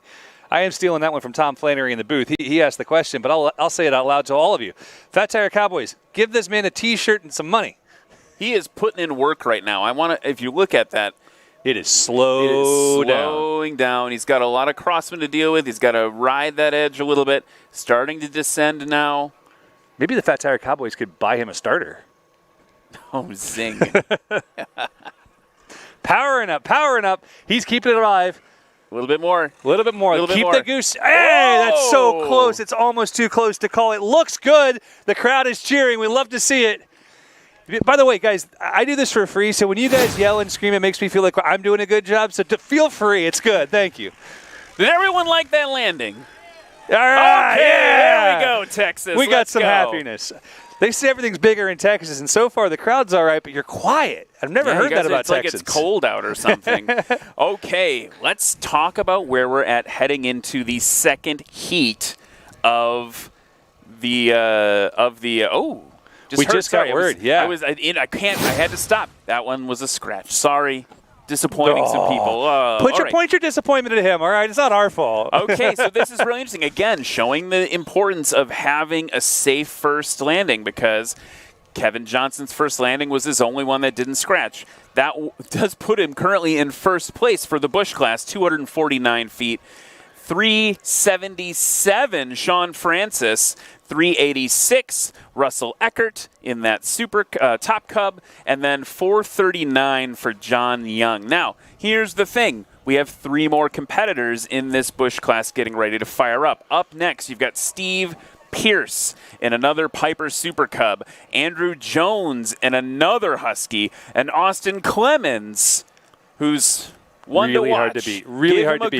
Give him a Google. Amazing Austin stuff. Clemens in another Husky. Now, all this to say as well, the number he has right now, 249, we've seen Busch Class Series in the 150s, all right? Mm-hmm. So if one of these guys gets the right wind, the right control elements, they very well may be able to take this to the next level. But that said, the airplanes are taxiing out. We're going to take a quick commercial break and be right back to you with the rest of the Busch Series.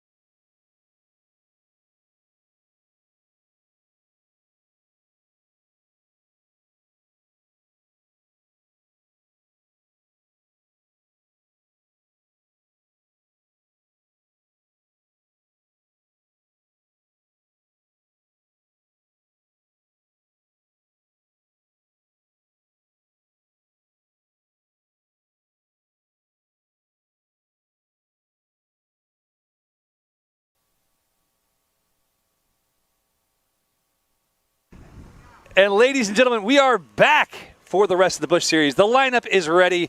For those of you guys watching online, you already know Steve Pierce, Andrew Jones, and Austin Clemens.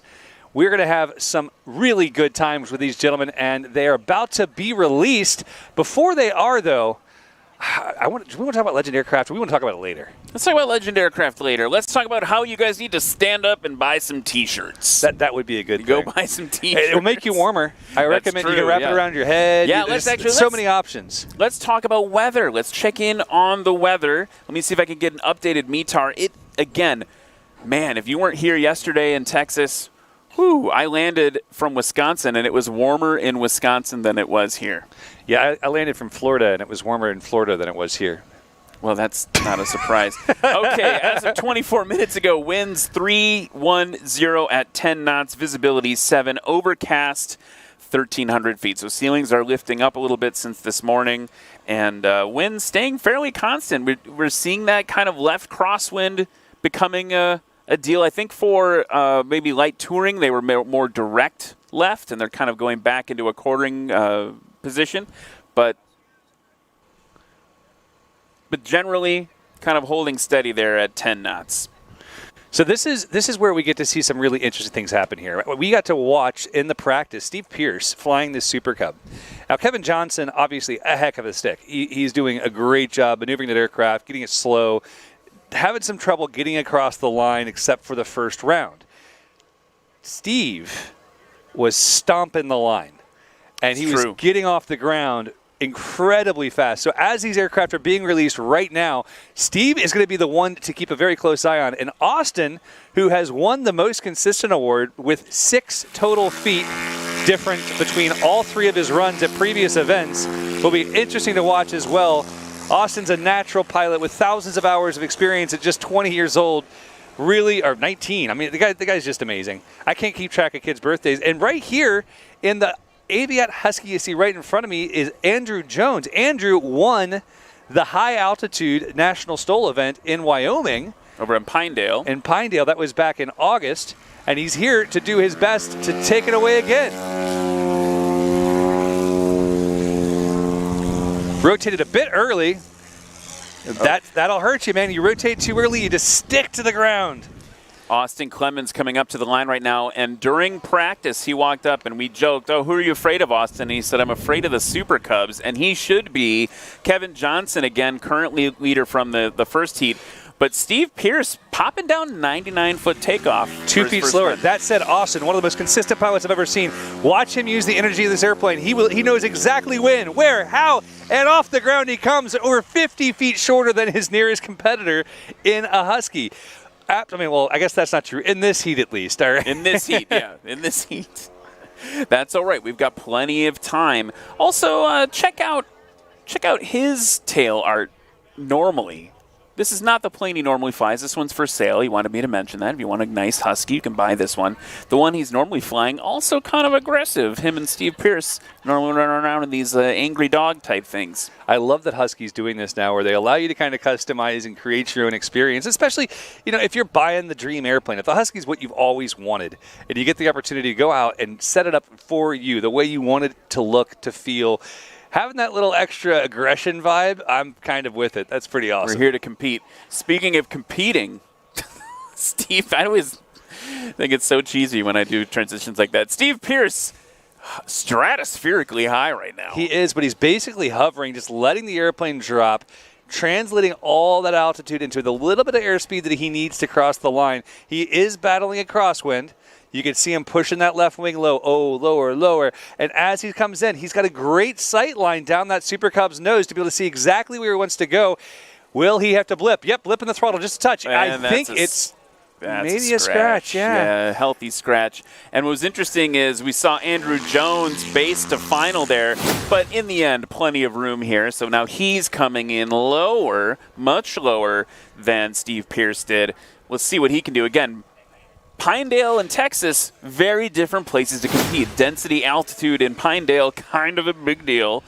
Less so here. Let's be honest. This is the last event of the year. This is the Grand Championships. All the best pilots that could be here are here. So he is competing with the best, for the best, hanging on the tail. And the scratch for him as well. Okay. It looked great right up until it didn't.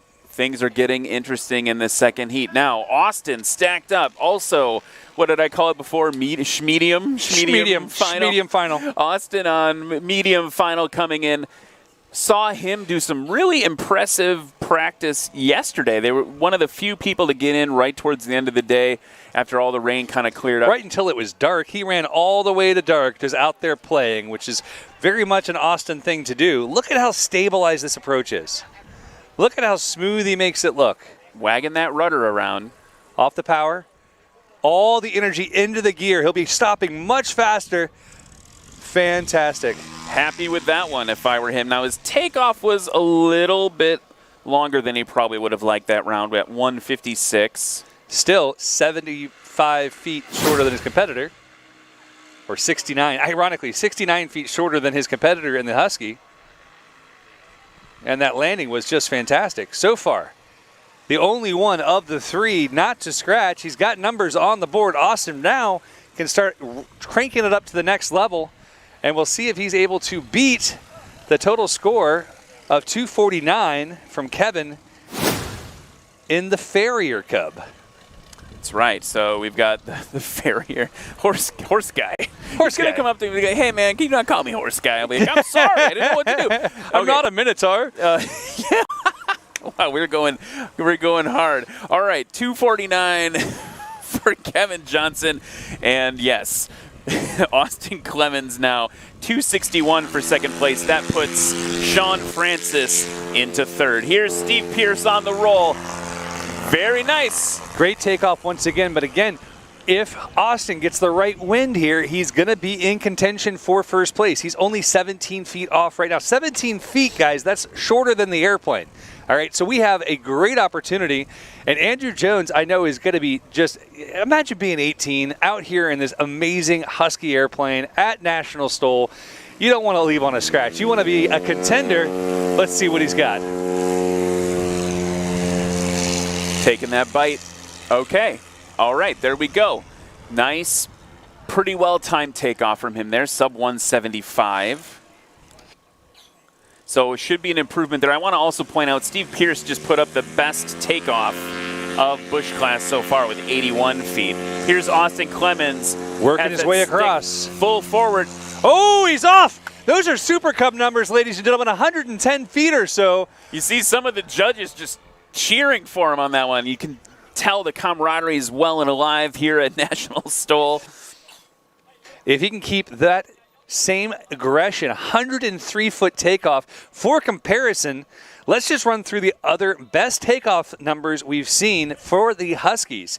Best for John Young, 188. Best for Sean Francis, 179. Best for Andrew Jones, 173. And Austin Clemens just threw a 103. It's insane. Steve Pierce high and to the right. Same approach path as last time. Looking down the left side of that cowling, trying to keep the line in mind. All the way off the power. Will he slip? Does he need to? No. All the way out now. There's the slip. Put a little slippy dippy in. I love using a slip like that just to build a little extra energy, kick it back around, and be able to push yourself across the line. Keep it off. Keep it off. Nice. Yes! With a bounce. Oh, it's good. Heavy on the brakes. Fantastic from Steve Pierce. That's worth some applause. That's worth some applause, guys. Yeah, boys. You can applaud. I love it. 81 feet on the takeoff. We'll see the landing numbers in just a moment. 117. For comparison, Kevin Johnson with a 97 and a 152. That puts Steve firmly in the lead with an overall of 173. Excuse me, 198. Apologies. Oh, dragging it and a scratch for our friend from Wyoming. He's used to that thin air. It's just different. This hits different. Austin Clemens on your right. I like his Husky though. It's really pretty. That's a really pretty plane. I'm not usually a yellow guy on airplanes unless it's a Cub, but that one's a good looking little yellow stripe. Just the stripe. Just the stripe. I just like the yellow like this stripe. though. I love watching Austin. Look at how consistent this is, guys. It's the exact same approach. There's the right rudder. There's the left rudder. Here's a little bit of power to keep him across the line. He's across the line. It's good. Line judge says good. Hard on the brakes. 20-ish. Yeah, somewhere around there. This is an excellent second place. Guys, this is the kind of competition we love to see. But keep in mind, if they're going to fly somewhere an hour away, Austin's going to get there 30 minutes sooner. So let's be real about what we got going on right now. Maybe what you might not expect. Steve Pierce, first place, 198. Second place, Austin Clemens. It's not a place he's used to being. It is not, but once you get these competitors with these Super Cubs that are, they don't carry as much, they aren't as fast, they're lighter. Austin's got a full IFR suite in there. He's got autopilot. He's got a G3X. He's got it all. He just auto-landed that, right? He might have. Garmin has the technology. He's got a big smile on his face. All right, Kevin Johnson, I just want to point out, 249 feet for current third in Busch class. Steve Pearson, that 1982 Piper Super Cub, off short.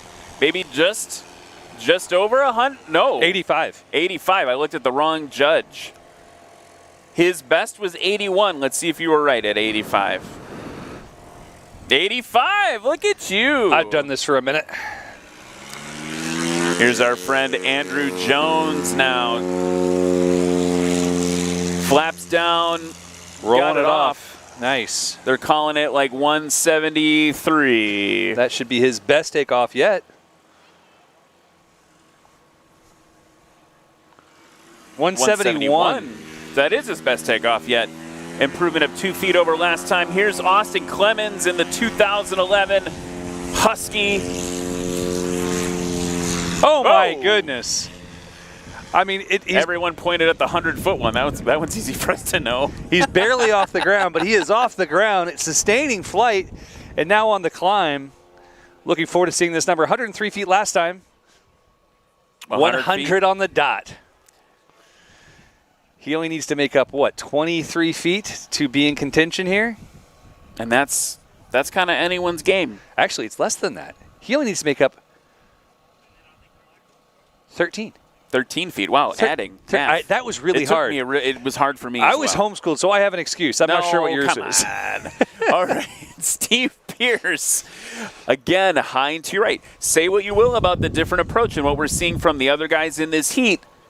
He's being very consistent with it, and he's in first place. So it's important to say. I mean, we talked about it earlier, but in the brief, we always talk about don't do something different than what you normally do. Fly your line. Fly the way you're used to flying. Power out. Once again, using that inertia forward. He's slow. He's going to get the tip back and all the energy into the gear he can.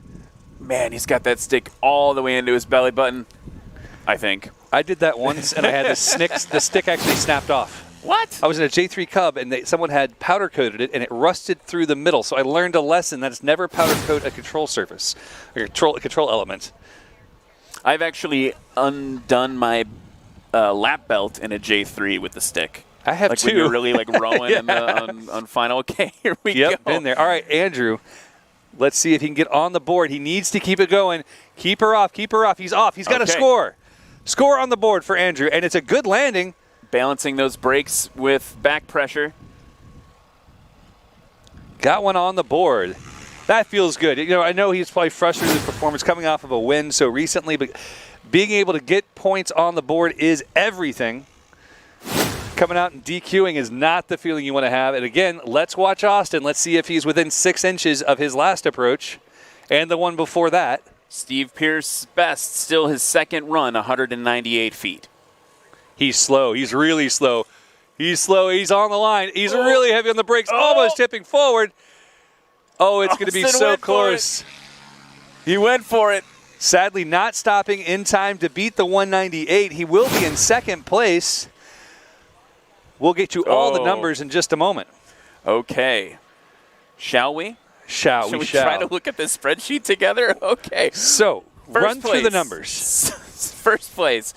Unofficial results. Busch class at Lonestar STOL 2022. Steve Pierce, 198. Austin was right. He said, I'm afraid of that Super Cub. And he beat him, but only just barely. Austin's best run, his third one, 209. Third place, Kevin Johnson, the horse guy. Sorry, Kevin. 249. I will say this for Kevin. If he had not DQ'd, those few rounds, there'd be no question in my mind that he'd be in second place. He was an absolute animal and just somehow kept DQing. If he'd not DQ'd, he would have made it. Anthony Jones on his last run. Third place. No kidding. Fourth place. Where am I at? 355. He's next. Let's call it. And then Russell Eckert at 380. Oh, no. Sorry. Sean Francis, 377. Then Russell Eckert, 386. With John Young, 439. All right, no, I'm sorry, you're third. There we go. All right, guys, as we're getting things started, we're rolling out with our next class, and I'd like to take a moment to thank a few of our sponsors. So we'll do that now, and we'll be right back with more of Lonestar STOL.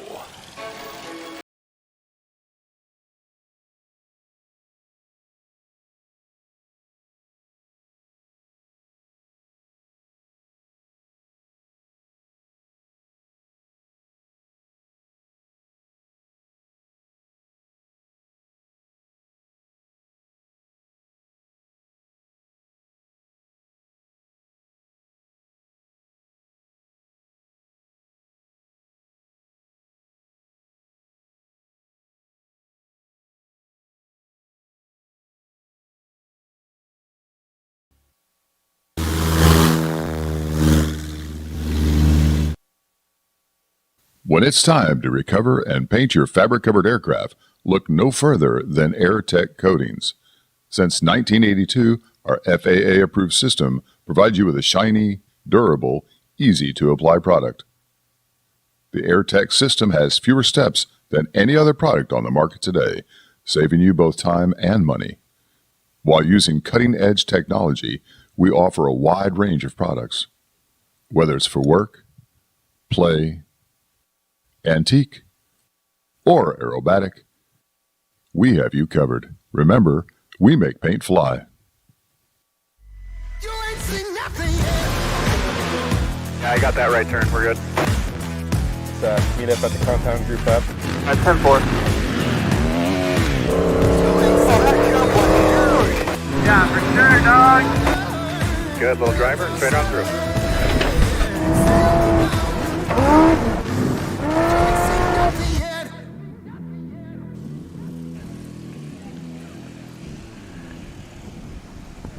Ladies and gentlemen, we are back for Experimental Bush. This category is a wild one, and it is brought to you in part by our friends at Legend Aircraft. I got to say, we are extremely grateful for the continued support of Legend Aircraft because they have been sponsoring us, I think, since the beginning. The classic, refined, excellent Legend Aircraft offers factory-built and kit-type aircraft for Cub, J3, Super Cub style, you name it, all kinds of things, including the MOAC, which we see multiple MOACs out here, the mother of all Cubs. They have a builder assist support program that allows you to use their knowledge to get your Cub built in the factory faster than ever. You can find out more at legend.aero. Today, we have a lineup for you, and it's a good one. This class is special because it's the type of airplanes like a Sea Sport Cub, a Rans S7, a Super Legend, Taylorcraft, Bearhawks, Carbon. I'm sorry, I'm reading the wrong ones. There we go. See, this is the problem. You're just supposed to be the reading. Yeah, I'll read it. You read them for me. All right, it's far away. You're right. Experimental now. So basically, think the last class you just watched, but the experimental planes versions of that. So Bearhawk Patrol, Carbon Cubs, but the Carbon Cub EX, Carbon Cub FX, the MOACs, Savage Outback Shock. I've always wanted to see one of those. We haven't seen one of those. Super Cruisers, things like that. So 1320, above 1320, but experimental. Let's talk about that lineup. Keith Geiger is on the line right now in the Badlands Traveler, also known as the Cessna Cub. It's a Cessna wing kind of welded to a Super Cub. It's a good description. So you take a Cessna 150 and you made it with a Super Cub, and there you have the Badlands Traveler.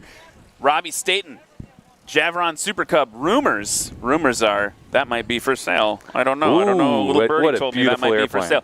Brian Steck in that Legend Aircraft MOAC, that blue and gray beautiful airplane. Then we've got Luke Spohr in another Legend MOAC, the one with the guns on it. That's how you can keep them separate. And then bringing Bringing up the rear, Kyle Bushman in the backcountry Super Cub Rev 3. And there's one of these does not look like the other, right? One of these looks like it's supersized, and that's Kyle's. Kyle's is about 30% bigger. At least it looks like it and feels like it, especially when you're pushing it around. Incredible airplane with an insane amount of fuelability. And the biggest baggage compartment I've ever seen on a Cub. Really, really cool aircraft today. We're going to be releasing them in just a moment. And as we do, take a look at the conditions. It just got gusty. It did. It changed. Things are shifting. So we've got the wind coming from behind us. Monitor around. We might lose our monitor. That's okay. It's a cheap one. And then we'll push ourselves and push these airplanes further to the far right side of the track. So keep an eye on the conditions as we release these pilots. And keep an eye on all the line judges getting excited. Get everything lined up. Here is Keith Geiger in that Badlands Traveler. Pretty rare aircraft off really short.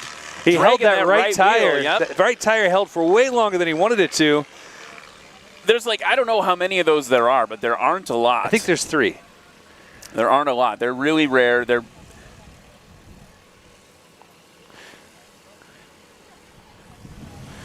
We just got more information from the box. Apparently there are 3 that have competed so far in National STOL, and all 3 have different wings. One a 152, one a 172, and one a 150. So really cool to see these airplanes being created, purpose-built for backcountry playing. And just like this MOAC we see in front of us, this thing is designed and built to play hard. Brian Steck's the pilot, number 221. He's off the line. There's the aggression. There we go. Again on the right wheel. Okay, this is part of what we're going to see with this crosswind action. The next MOAC. Look at these MOACs. Look at the slats. There's a ton of slat action there. I think the gun cases on this green MOAC give it a couple extra horsepower. So we're looking right now at the scoreboard. We've got some pretty crazy news for you, but let's wait and see how this MOAC goes. He's off. Our first 3 competitors are within 2 feet of each other. Our current leader is Robbie Staton in the Javron Super Cup, 108 feet, followed by Brian Steck at 109 and Keith Geiger at 110. But just to make things a little bit weirder. How many flaps does this plane have? Well, this one's in 70. the wrong column because there's no Justin meters, but it's 99 feet. And here comes Kyle in the Rev 3. That's a big airplane. I said that those ailerons were 2 feet. They're 5 feet by 25.25 inches long. And apparently he didn't drain the fuel in the right wing, and that's why it's so, and this is actually a true story, guys, from the tower, from control. Right wing's full, left wing's not. That's why it drifted. And as small as those ailerons look, they're 5 feet by 25 inches. Can you believe that? Think about the size of the flaps, all right? Those are some big ailerons. So you're fourth. On approach now from the right, we look at Keith Geiger in that Badlands Traveler. This is a bad airplane. This is an airplane that can do just about every. I mean, bad in a good way. Bad in a good way. Yeah, that's how old people say cool. We say, "Oh man, that's bad." That's what we do. Let's look at his approach. He's keeping the power in. He's got the flaps full down. He's adjusting that angle of attack, working his way across all the rotor coming off these trailers and tents. He's keeping it alive, off the power a little long. But it's safe and he's got points on the board. He is so close right now. Again, guys, he's only 2 feet off the leader, or off the original leader, and then Luke Spohr came in at 99, Kyle Bushman at 139. We've got some real competition here today. Okay, here comes Robbie Staton in the Javron Super Cub. Man, this is a beautiful aircraft. He's AirTech Coatings. That's him. He is AirTech Coatings. Look how shiny that thing is. So shiny. That big goose of power got him across the line. It's a safe landing about 25 feet in, heavy under braking, stopping around the 150-foot mark. I want to say something about Robbie for a second. So humble. The first time I saw him compete, he's like, I'm just here to have fun. Oh, yeah. And he mopped the floor with everybody. Well, and my thing is, you get to know him, and I had no idea who he was. And you just start having a conversation. He starts talking about covering him. Oh, I need my kit fox cover. Oh, yeah, I've done a little covering here and there. But he's covered more airplanes than most people have ever seen, you know? I love it. Okay, Brian Steck now in the blue and gray MOAC. Brian, 10 feet longer currently than his teammate Luke Spohr. It's a 2020 American legend MOAC Cub. It's got the Titan 370 in it. Listen big to it burble. goose. He's going to try That's to okay. translate that all into downward energy. Is pretty successful. For being as high as he was across the line, that's an exceptional landing, and it looks smooth. I'm still thinking about that. 205? I was thinking the same thing. I was like, man, compared to the 205. I hope they give him an honorable mention for best landing just today. throwing it, just sending it. Okay, here's All Luke right, current Spohr leader, Luke Spohr, 99 feet. from Emory, Texas. Very different approach here. You can see much lower, off the power. He's across the line, touches about 10 feet in, heavy on those brakes. 125 or less. 115. These are some good numbers. Bushman now, this is the guy to watch for a lot of reasons. He's got a ton of wing. He's got a ton of rudder. He has all the power he needs, and he's on 35-inch tires. His landing gear is actually something that's a challenge in this wind because that landing gear has so much travel. It has a tendency to lean to the side, particularly because they gave up aileron space in order to have more flap space. But watch his approach speed here. We just watched two mother of all cubs, two of the best airplanes built for this, and this airplane looks like it's coming in slow freaking motion. Barn doors down.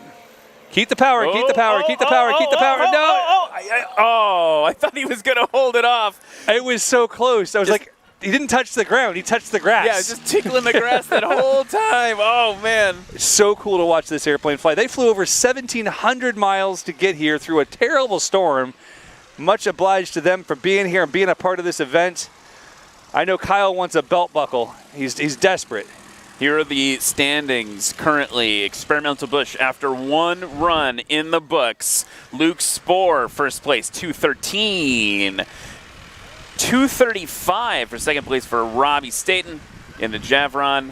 238 for Brian Steck. Yeah, it's There's tight. 3 feet. 3 feet apart. 3 feet difference there. Nice work, Javron. All right. 302 with the Badlands Traveler with Keith Geiger at the controls. Man, they are all business. Brian Steck, seriously, oh yeah, focused. He's focused up, and I'll say this: gaze. the wind is picking up right now and is turning down the runway. What I think we're seeing right now is probably 12 to 15 knots. That should give us a bit more performance, especially as we start getting into light experimental. As of 10 minutes ago, you called it. 320, 11 to 16 knots. I fly paramotors. I know wind. Notice how we've got Keith on the far right side of the runway. Ooh, early. There we go. And he didn't touch again. I thought he was going to. Nice work, Keith. That's going to be the best takeoff so far in this class. Again, we have the wind right now. Right now is the moment.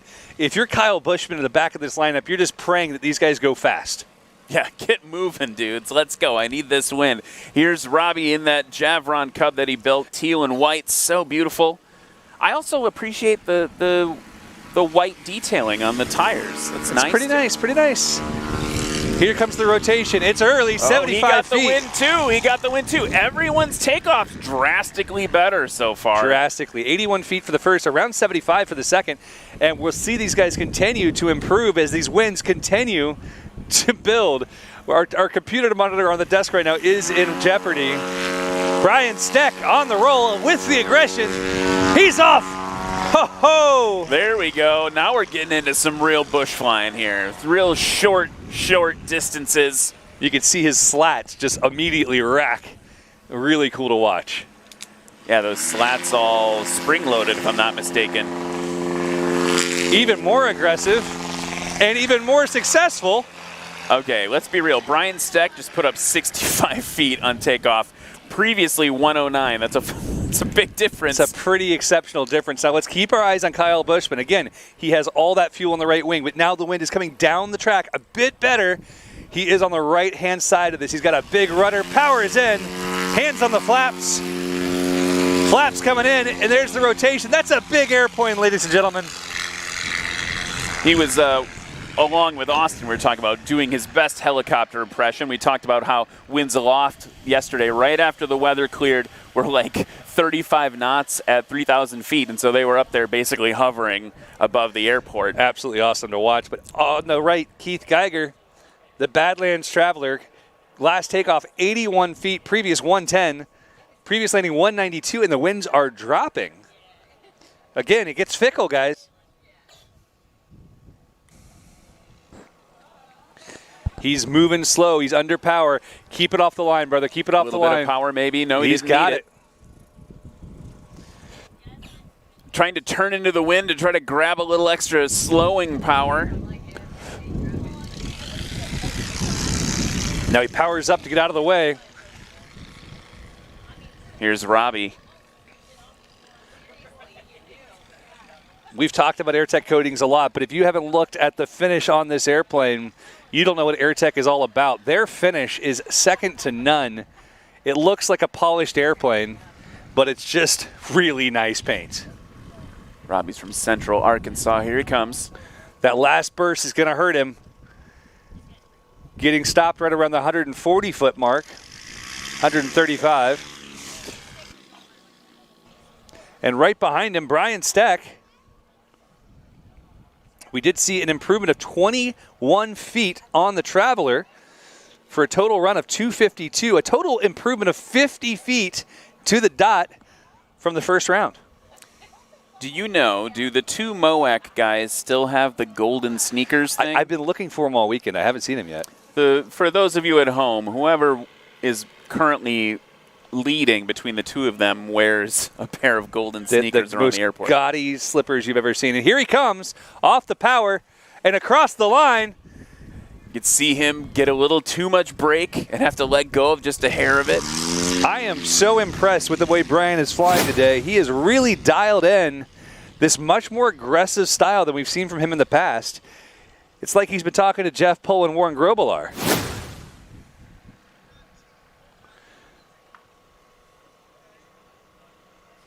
Next up, Luke with the gun racks.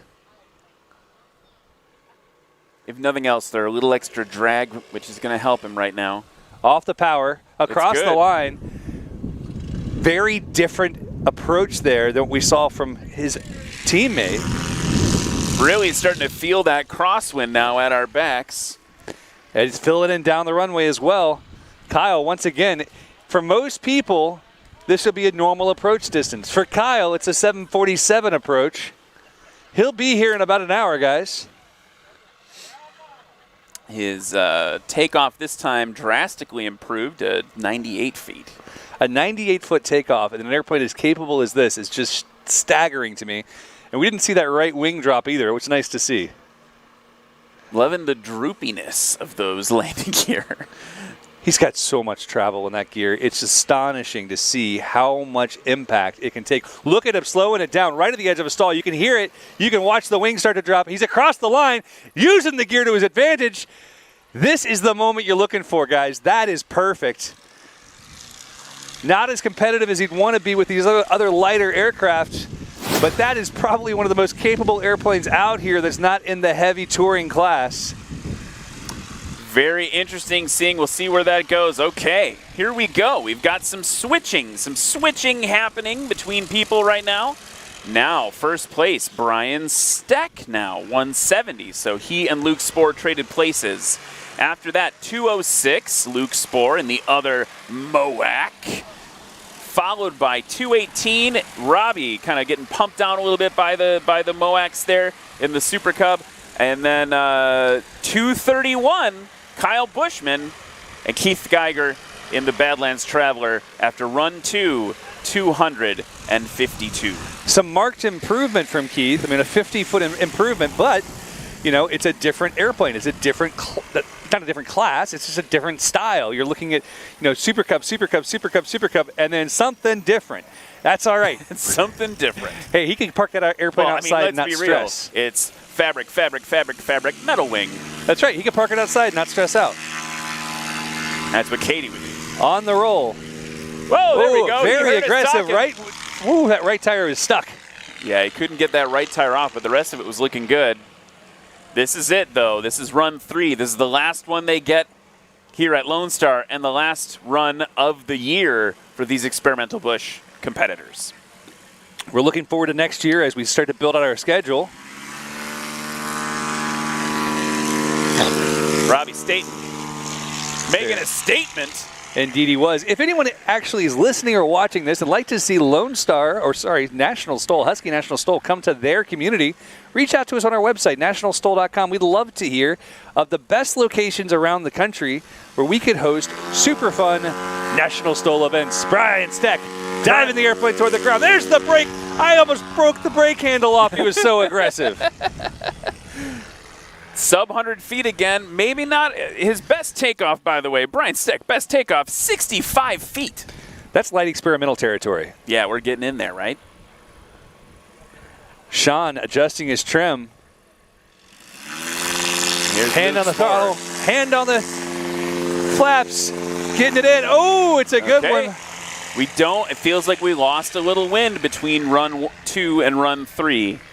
So run 2 may end up being our best numbers for this I'm class. hoping we get a lot more wind because I want to watch Kyle hover all the way down the runway. Make no mistake, he's watching these flags right now.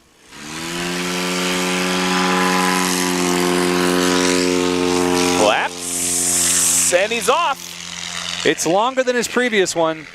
From 99 feet, or excuse me, 139 feet was his previous. It looked like it might have been shorter. Look at this. Jeremiah out there in a T-shirt because he doesn't believe in the cold. He's saying it's shorter. His best takeoff was 98 feet. This was 124. So that second run with that extra wind is really making a big difference for everybody. 98 feet, and they're playing that big. All right, here we go. The Traveler. Keith Geiger. Another good one. He is so consistent.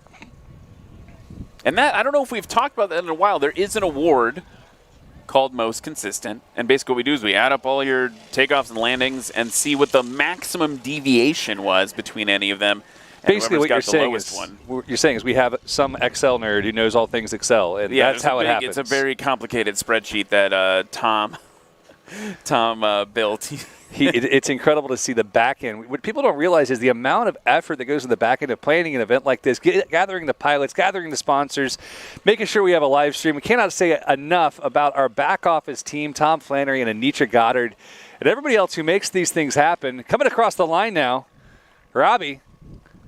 I love that he keeps locking up his brakes. Yeah. It's great to watch. Also a good time to thank all of the volunteers. Oh, absolutely. So many volunteers that make every National STOL event possible, and they've been with us all year. And all over the country. That's the best part is that you show up and you get to hang out with the same people every couple of months in a new state. As far west as Tehachapi. Yep. As far north as, I guess Pinedale would be that'd be more north than Hartford. I don't Wisconsin. know. I'm not good at geography or anything. Got to watch that show, that Carmen Sandiego show when you were a That's kid. the one. All right, here comes Brian Steck with the wigwags blinking. Oh, again, aggression. Oh, it's a scratch. All that aggression, though, you notice how deep he got into it. He wants the gear to take the hit. This is the conversation that goes back and forth between so many STOL pilots is, do I come in under power? Do I keep the nose high and then just drop it from 3 feet? Or do I know my stall point and just let it fall out of the sky from 10 feet, take that hit? It might hurt your back, but your gear is designed to handle it. And Brian's showing that it does work as long as you don't mistime it. Here's Luke now. Same plan. No one so far in run 3 has bested run 2. Let's see if it's any different for Luke. No, his takeoff was 17 feet longer. Kyle, once again, looks like a 747. It's so big. Ominous. Very ominous. You know how it's like a Boeing looks slow when it's taking off from an approach? That's basically what this feels like, except I know he's actually going slow as well. If we take a look at our flags directly in front of us, the flags on our right side are facing us. The flags on our left side are going down the runway. So he's going to be hitting some very swirly air.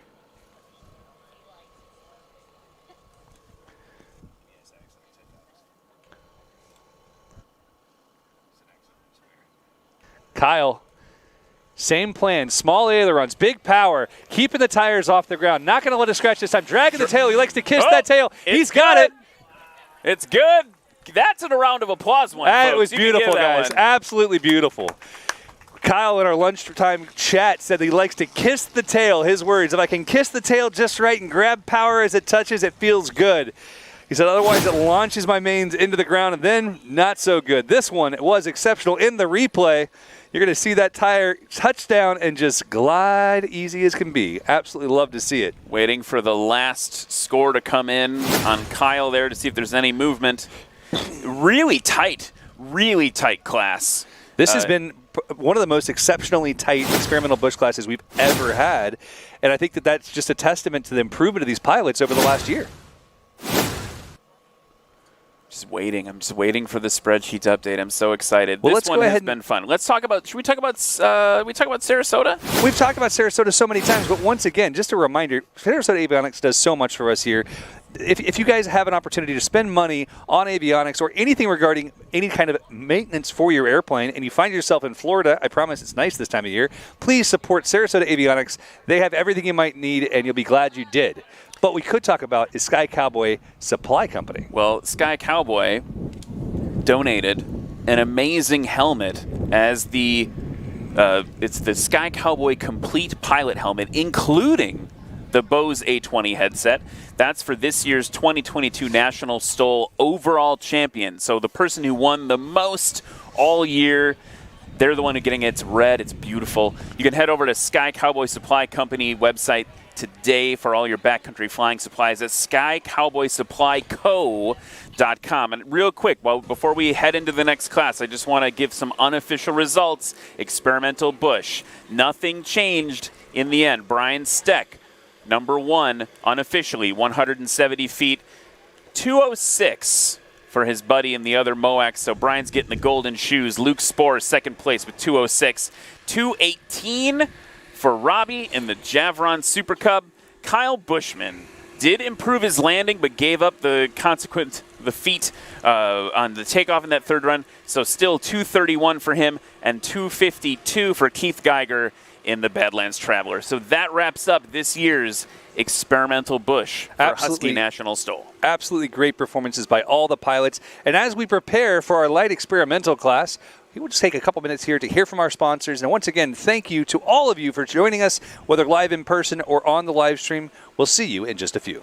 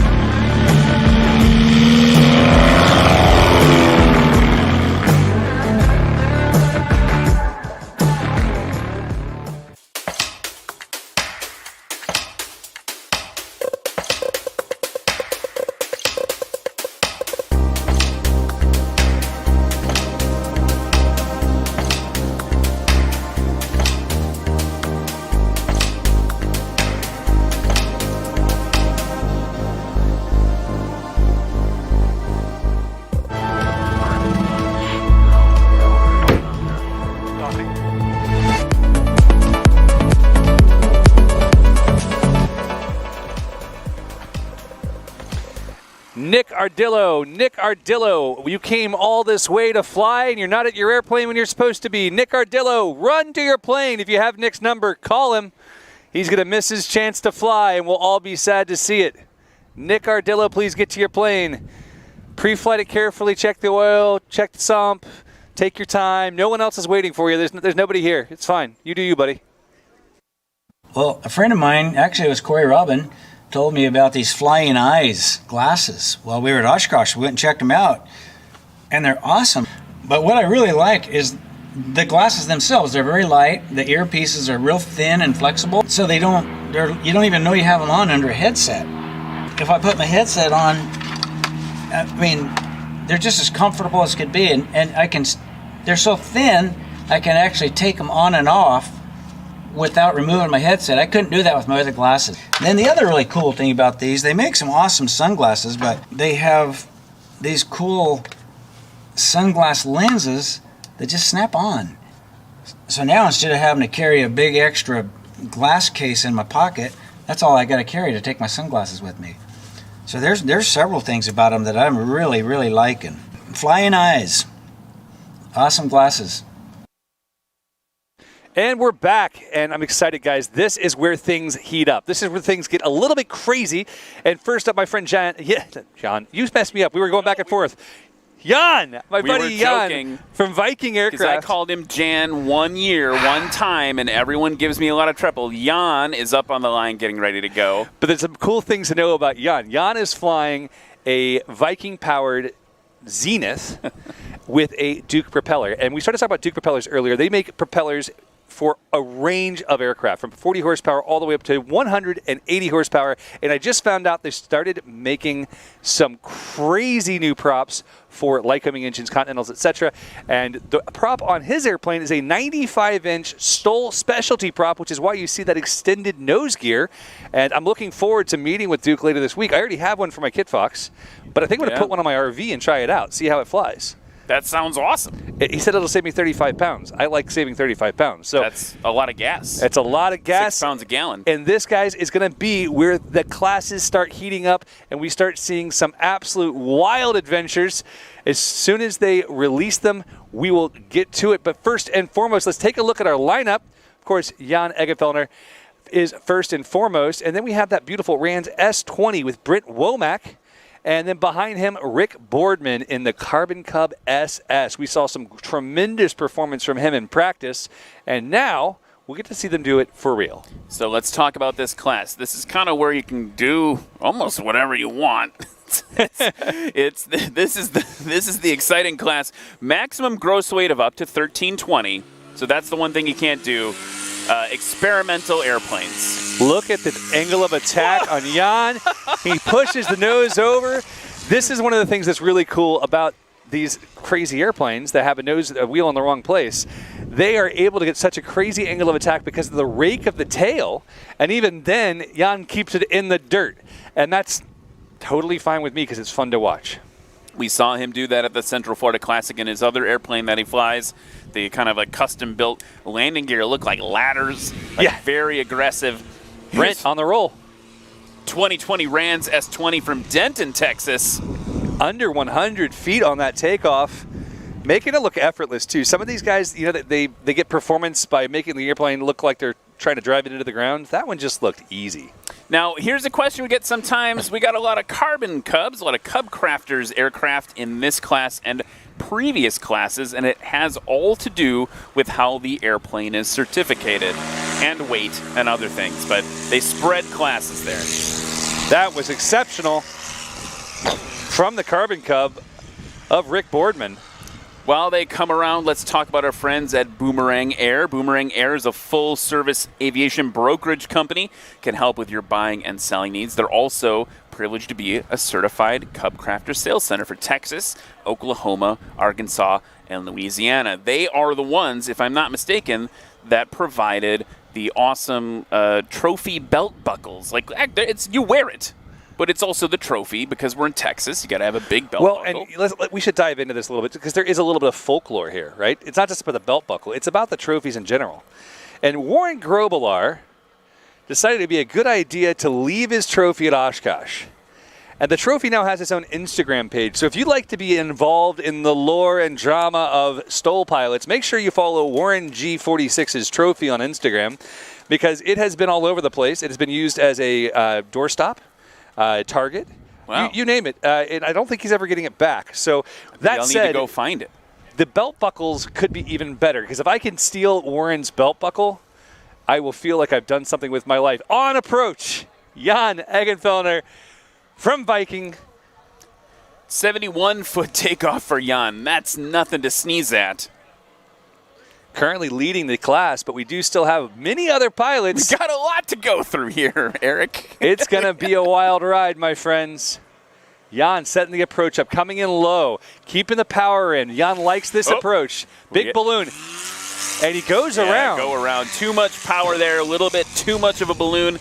And that's your way in private pilot training. They talk a lot about that's a good way for a more inexperienced pilot to end up porpoising down the runway and destroying something. So it'll be interesting to see if they score that as a scratch or if they'll allow it. And they actually allowed it as a go-around. That's good to hear. It's very interesting because sometimes you'd think, if we're hyper-competitive over here, that, well, he just decided he wasn't going to have a good enough landing. So, no, he made the safe call. He knew that it's too easy for him to grab the nose wheel in that situation, and I think he made exactly the right call. now we've got Brent Womack in the RANS S20. We talked a little bit about RANS aircraft in STOL flying during practice. They are maybe the less noticeable ones, but they're often very competitive. Look at Hal Stockman, who's unfortunately not here this weekend, but look at Brent's approach here. Very low power, came in high, very safe, very stabilized, got it slowed down, a little bit heavier on that right brake, but what a phenomenal approach. And I just love his spinner at low RPM. Seeing that spinner is just a blast. That's just a classy approach. I don't know if that's a good explanation, but to me it was just straight I get classy. what you're saying. I get what you're saying. Behind him, Rick Boardman in the 2015 Carbon Cub SS. It's got the Titan 340. You can start to see his slats extend as his angle of attack increases. Dragging it in. This is a classic. Tail, good. Over the line, great. Really Heavy on nice. those brakes, very perfectly horizontal. That was a fantastic approach. We've seen Brent Womack with a 90-foot landing. And then let's not forget Jan, who had that go-around. Now, a go-around, safe choice, but can be a little bit unsettling to your competitiveness, right? You've got to go through that procedure of going around, and now you get back into the landing mindset, right? It can upset some things, get in your head a little bit. All right, we've got some numbers coming in. We'll wait as Jan is on approach, but we've got some good numbers already. Really competitive numbers overall, but as the rest of the class is starting up and warming up, we're going to see some wild numbers. Jan, 71-foot takeoff. Committing now. Oh, it's a scratch. And he's doing a great job of settling that airplane down. It was a scratch, but we see our initial leader is Mr. Rick Boardman, 182. And our second place is Brent Womack with 189, just 7 feet separating them, both with really elegant control. And that's really, there's something to be said for being willing to put it out there and make it comfortable and smooth. Like I said, classy. I like the classy. I get it, classy. By the way, I just want to, no one be alarmed by the monster gnashing its teeth over there. What he's talking about, for those of you who can't hear or see it, is right over here. You can hear Steve. You can hear Steve in his crazy race 44. Just doing some run-ups. It just sounds angry. It sounds mean. It sounds like someone just screaming. Yeah, pretty much. Pretty much. So that's the Yamaha Apex motor, 300 horsepower that we'll be seeing here in our next heat. So, okay, just as a regroup, we have Jan had the best takeoff but couldn't close the deal on the landing in run 1. Run 2, Brent with 99-foot takeoff, 90-foot landing, and Rick with an 83-foot takeoff and a 99-foot landing. So again, only 7 feet separating the two. And we're looking right now. The wind seemed to have died for a moment, but it's back. Jan on the roll, dragging the tail. A little bit longer this time. Looks like in the 80-foot range. Still better than his competitors. Here comes Brent Womack, the retired airline pilot, CFII MEI. He's got his RANS S20 that he built a year and a half ago, and he's enjoyed flying it since. The aircraft's called Happy Dog. I like it. We've seen some really happy dogs here. Brent on the roll, a little more aggressive, getting the nose down, pulling up early. He's off lovely takeoff. His previous was 99 feet. This is a massive improvement for him. And a little bit longer for Jan. 77 feet now. That puts him in second place for shortest takeoff.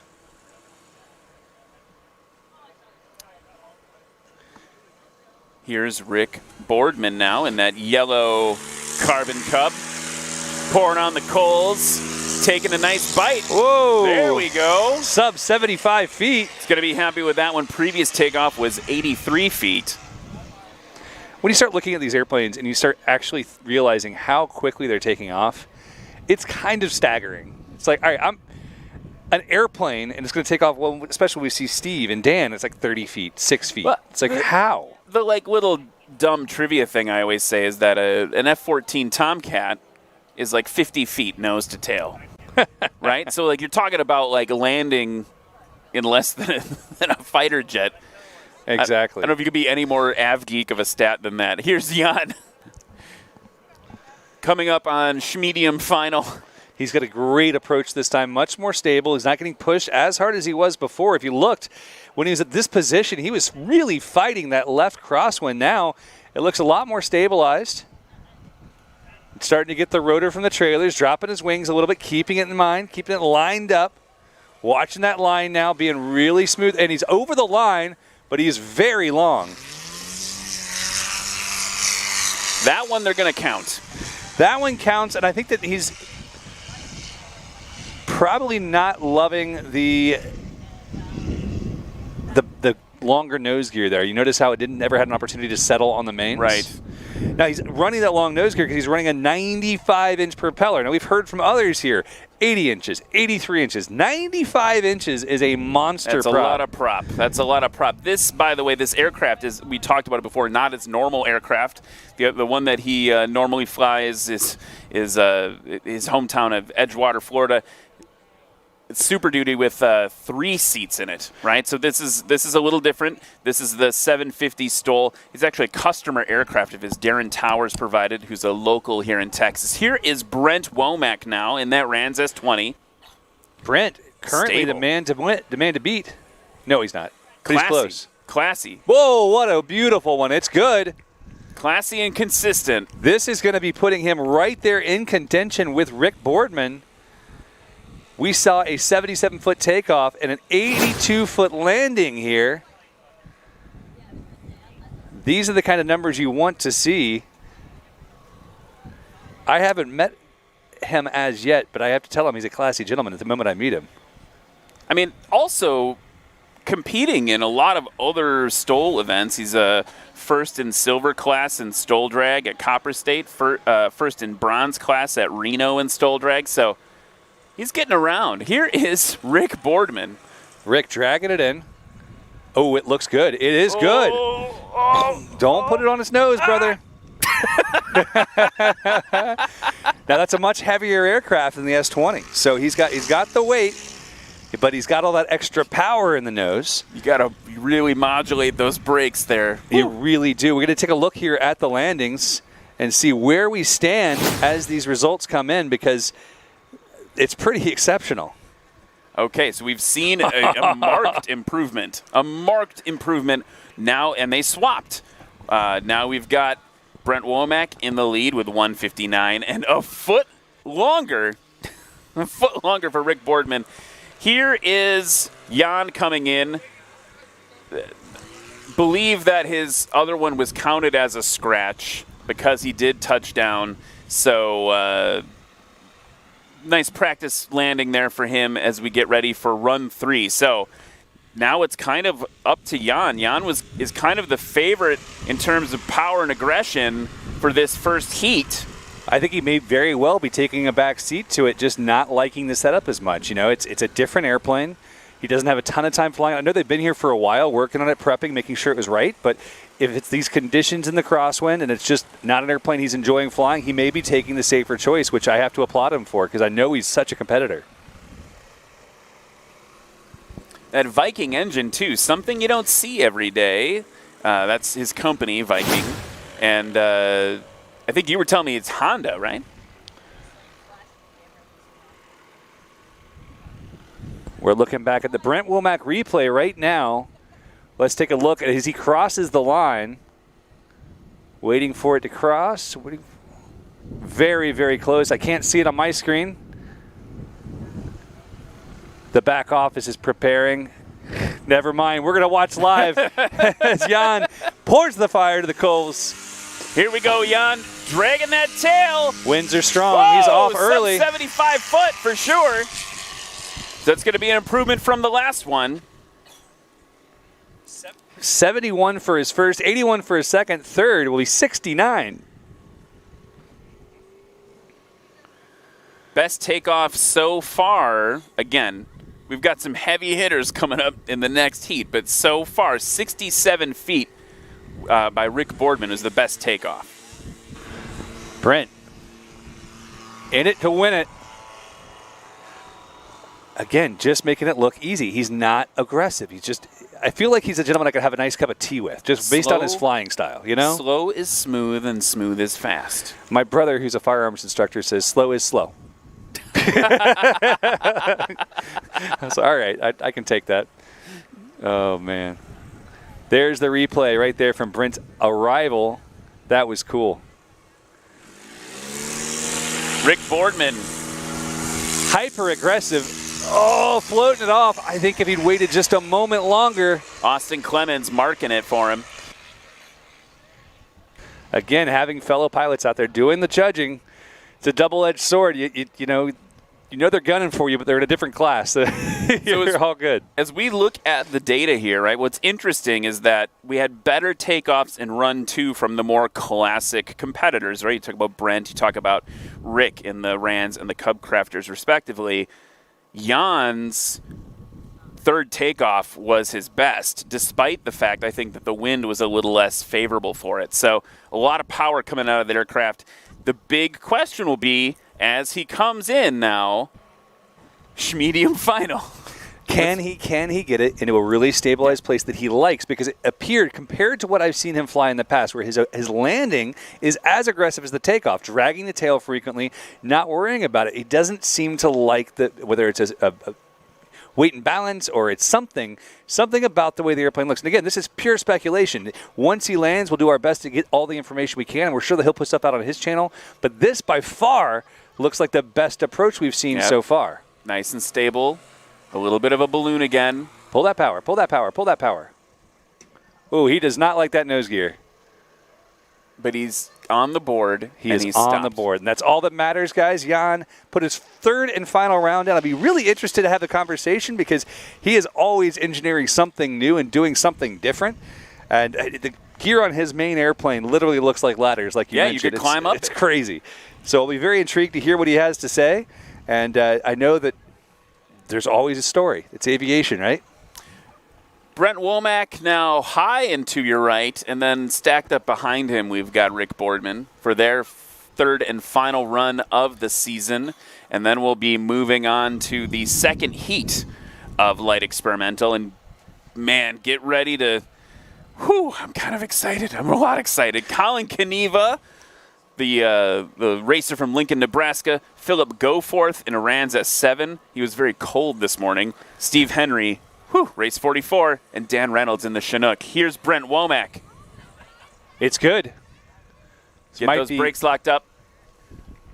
He has just been so consistent. It is really fun to watch. And the winds have just picked up from behind us mightily, increasing that crosswind and headwind factor for Rick Boardman. His Carbon Cub SS inbound now. He's working the rudder, keeping it low. Again, same profile he's used every time. Keep it under power, keep it under power, keep it off the ground. Wait. Nice. It's good. Perfect. Okay. That may have been Rick's best landing yet. Previous best was 93 feet. Current leader, Brent, 159. Boardman, 160. Unbelievable. Can we get a round of applause for a 1 foot difference? I mean, come on. It's almost like it's competition. There we go. Okay, well, we get ready for the next heat of Light Experimental. We got to talk about, I know, Eric, I know you like to plan ahead. Here's one for the calendar for you. Rocky Mountain STOL. We're talking about it over in Pinedale, Wyoming. It's put on by Emblem Aviation. Everyone, get your phones out. Go fly yourself to Wyoming either August 11th and 12th in 2023, or if you're a real big plan-aheader, Plan a header? We'll plan a header. Plan a header. August 9th and 10th in 2024. You can visit RockyMountainStol.com for more information. And now, Kids, hold your ears. It's about to get loud. Our boy Steve Henry. you pointed out how hot that engine gets, just glowing in certain parts of it. And we've got word back from Steve's bride. She's watching the live stream right now. Great to see you as always. We've got quite the adventure ahead of us. It seems like it's almost over, but the adventure's only beginning. Colin Caneva, Steve Henry, Philip Goforth, and Dan Reynolds rounding us out for what may very well be the most entertaining portion of this entire weekend. I mean, this is the best. This is what we're here for, guys. Things start to get just absolutely insane. Look, we got a trucker out there. I love it. All right. We talked about he said after practice how cold he was, but you mentioned he's got the doors off to save weight. Man, whoo, and that Rans S7. And then here's what I personally came to see, taxiing in front of us. Dan Reynolds in that 1983 Chinook. We got word here that it's not a real airplane. From the crew chief of the number 44. So we'll have to see how this plays out, because if not a real airplane beats his airplane, that's going to be sad. All right. On the line, Colin Caneva, prepped and ready. Colin, the host of Mayday STOL, makes the journey all over the country in the last month alone. Reno, High Sierra, back to here. Love to see it. People flying and enjoying all things aviation. If you're wondering about Colin's aircraft, it's a 2011 Cub Crafters Carbon Cub SS Titan 340. Yep. 180 horsepower. And what's interesting, start to think about that, my Cessna 172 also has 180 horsepower. My RV6 has 150. I'm not as cool as you. Yeah, but it's a little slipperier.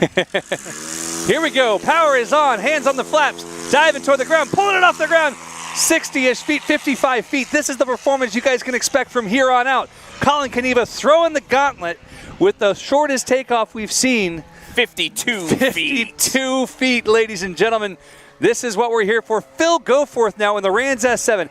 He is an experienced Reno air race pilot, but this is his first time at a National STOL event. Bringing the power in, getting ready to push that tail over. That's the Rans S7. Watch the flaps. Flaps are in. Not quite the performance he's hoping for, but again, these are different aircraft. This class is kind of the run what you brung. It's a little weird. We got pushers. We had a trike. It sounded fun. It was great. Notice all the judges running up closer. Plug your ears. Or don't, and just enjoy the pain. Race 44, Steve Henry. Watch the tires. How many times did the stripe move? 1, 2, 3, and they're up. Under 20 feet, ladies and gentlemen. This is what it's all about. You can see the judges plugging their ears. They can't even make things up like this. Under 20 feet. The only man who might have a chance is right behind him. Dan Reynolds came all the way from Canada for this. He is excited and he's passionate. He's a competitor. The man will use this airplane to his advantage. If he can beat Steve Henry right now, you're seeing the beginning of a blood match that will continue for years. I promise you that. It's going to be hard. Steve Henry, 19 feet. Oh my on that last takeoff. Power's coming in. That big two-stroke, 670. Watch the tail come off. He's flying before he's moving. Oh, it's longer. It's longer. Don't count him out. He's still got 2 more runs, 45 feet or so. And during practice today, we weren't scoring, but during practice today, I would say, I'm sorry, we got the crew chief right next to me. It was tight. I would say maybe shorter. I think his landings were shorter. I think his landings were shorter for sure. So that's where he's really going to have that advantage, is that low speed. You have to keep in mind, Dan's wings are much larger. The cord is almost 6 feet long, is my understanding. So it's a much larger wing and much less weight because that engine's two-stroke, right? So we're going to have to see exactly what happens here. I'm excited. While Colin is on short final, I want to remind everyone, one, don't forget to pick up your T-shirts, $10 cash, clear it out, end of the season. Also, Flying Eyes, again, sponsoring some of our pilots here. National STOL on flyingeyesoptics.com for 10% off your order. Check it out. Here comes Colin Colin, same technique he always uses. He brings it at about 6 feet high, chops the power hard, gets into the brakes as quickly as he can. And it's aggressive, but he knows the gear can take it. He's running Acme shocks. He's got a lot of experience on these shocks, and he can absolutely plant the airplane. 97 feet on that landing. Also want to point out Colin in a much larger airplane, 52 feet on the takeoff. Dan Reynolds in the Chinook, 46-foot takeoff.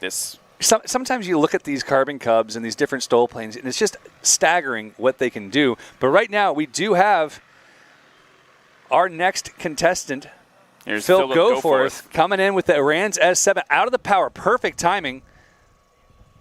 Got in the brakes. I mean, for his first event, he is going to be loving these results.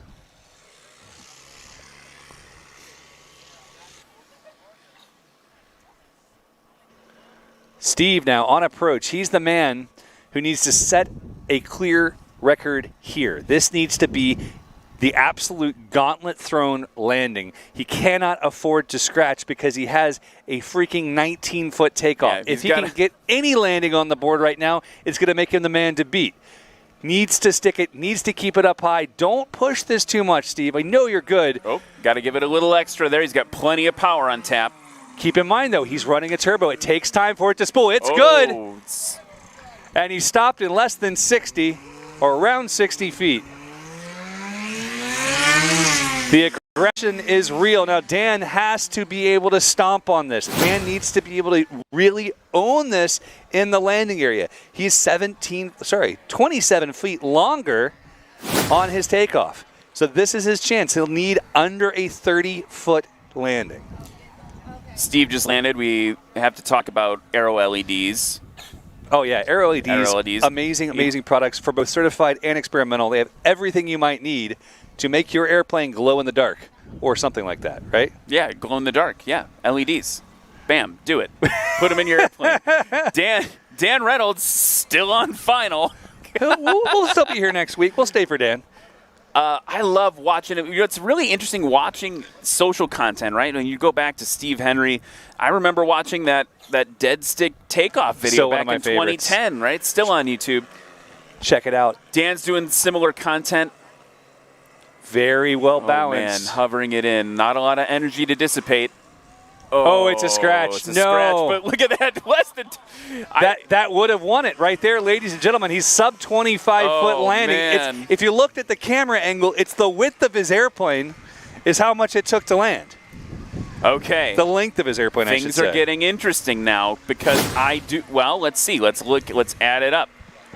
I think Steve would still have been in the lead given the longer takeoff of Dan Reynolds. Right now, Steve, after his first run, 76 feet combined. 149 is next. Colin Kaniva. 159 is next. Brent Womack in the S20. And then a foot later, oh, that's going to sting, Rick Boardman. Hiss and pop. You know, some people do that to their cars. The fact that a human being had the cojones to do it to their airplane, I just love it. I do. Yeah, I dig it. And then, of course, Dan Reynolds taxiing by from Dawson City, Canada. Here goes Colin Kaniva, old green plane, getting off the old green ground.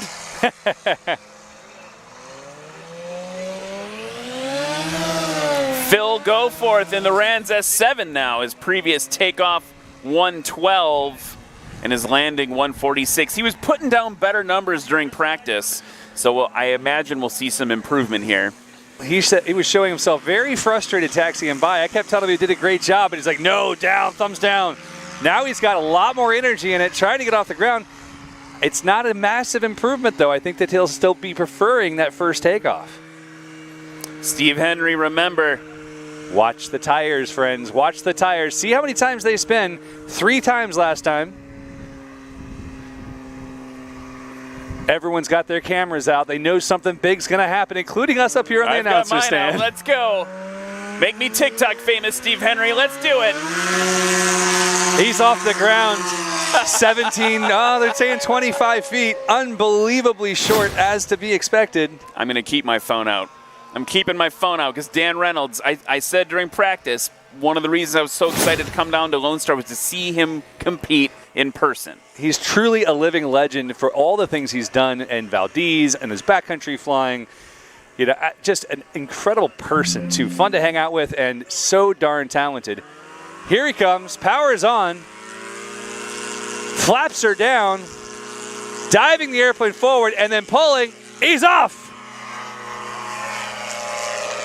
Fantastic performance from Dan Reynolds. That last takeoff for Steve Henry, a little bit longer, 26 feet. So, you know. Hey, 26 feet, it's pretty sad. That's a pretty big reduction in performance, so, you know. Yeah, those 7 feet. Just think about taking anything off in 26 feet or 19. I'm thinking, I mean, this is the thing, right? We talked a lot about proficiency today. We've talked a lot about how accessible this sport is, right? Light touring, heavy touring. I would love to put the time in my 172 to get as proficient as some of these light touring competitors, right? Even to get in, to be able to land here comfortably, like it's possible, it's doable. We're just seeing all that turned up to 1,000 right now. All right, my good friend Colin Kaniva on low approach, look for the same consistency, 6 feet high. Power in. Once he knows he has it made, power chopped and slam those bush wheels right back into the earth. Here it is, 6 feet high.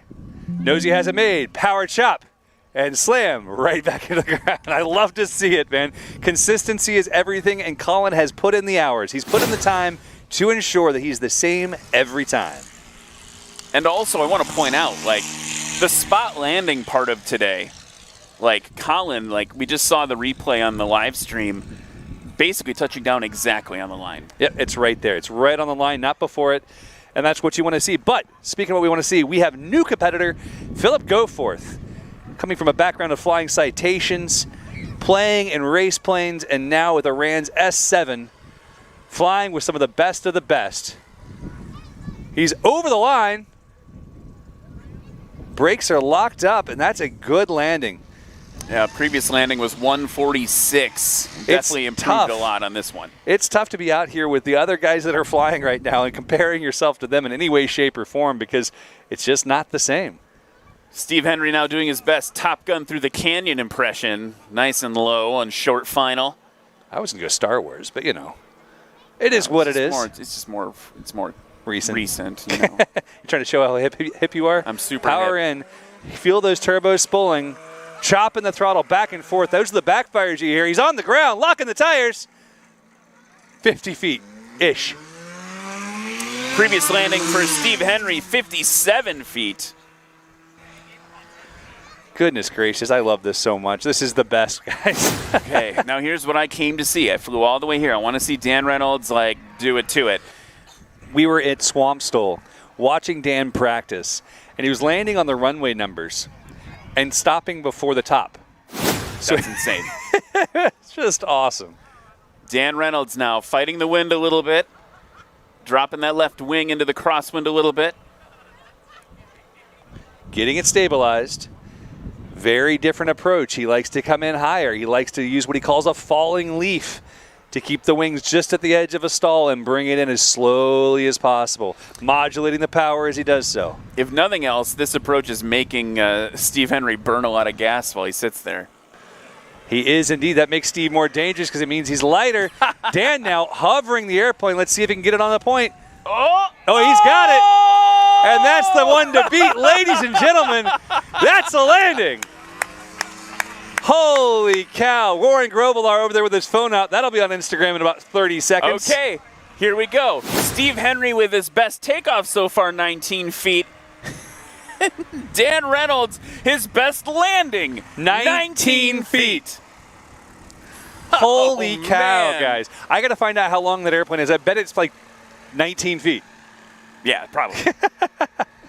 Okay, well, things are getting interesting. Because guess who's in first place now? Who's in first place? It's Dan Reynolds with 56 no, feet it's combined. 56. Oh, my friend Steve's going to be so hurt. But hey, this is what he wants. He wants a competition. So now he just has to nail everything. Steve Henry, a shocking 20 whole feet. behind Dan him. has got the biggest grin I've ever seen. Oh, my gosh. I didn't record it. I was so excited I didn't record it. How am I ever going to remember? Here's Colin Kaniva. Pulling it off with some aggression. Look at the line judge's arms in the air. You're seeing a basically stock SS Carbon Cub ripping off the ground in 55 feet. It's silly. He's getting close to the numbers that Steve's seeing. I mean, not that close, but but close. Yeah, there's 57 feet. Nothing to sneeze at on that last takeoff. That's pretty exceptional.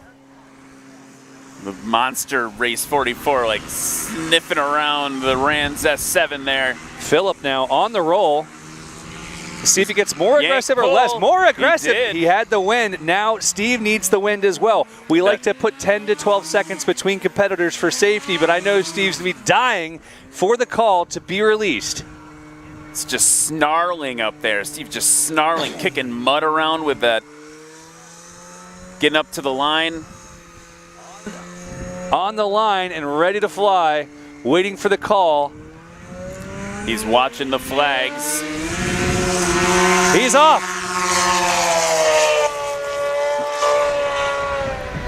It's a bit longer. It's no 19 feet. But maybe sub 26 for sure. I don't better think than so. a second. Oh, no, you No, were right. 34. Yeah, 34. Okay, so the best takeoff, you called it.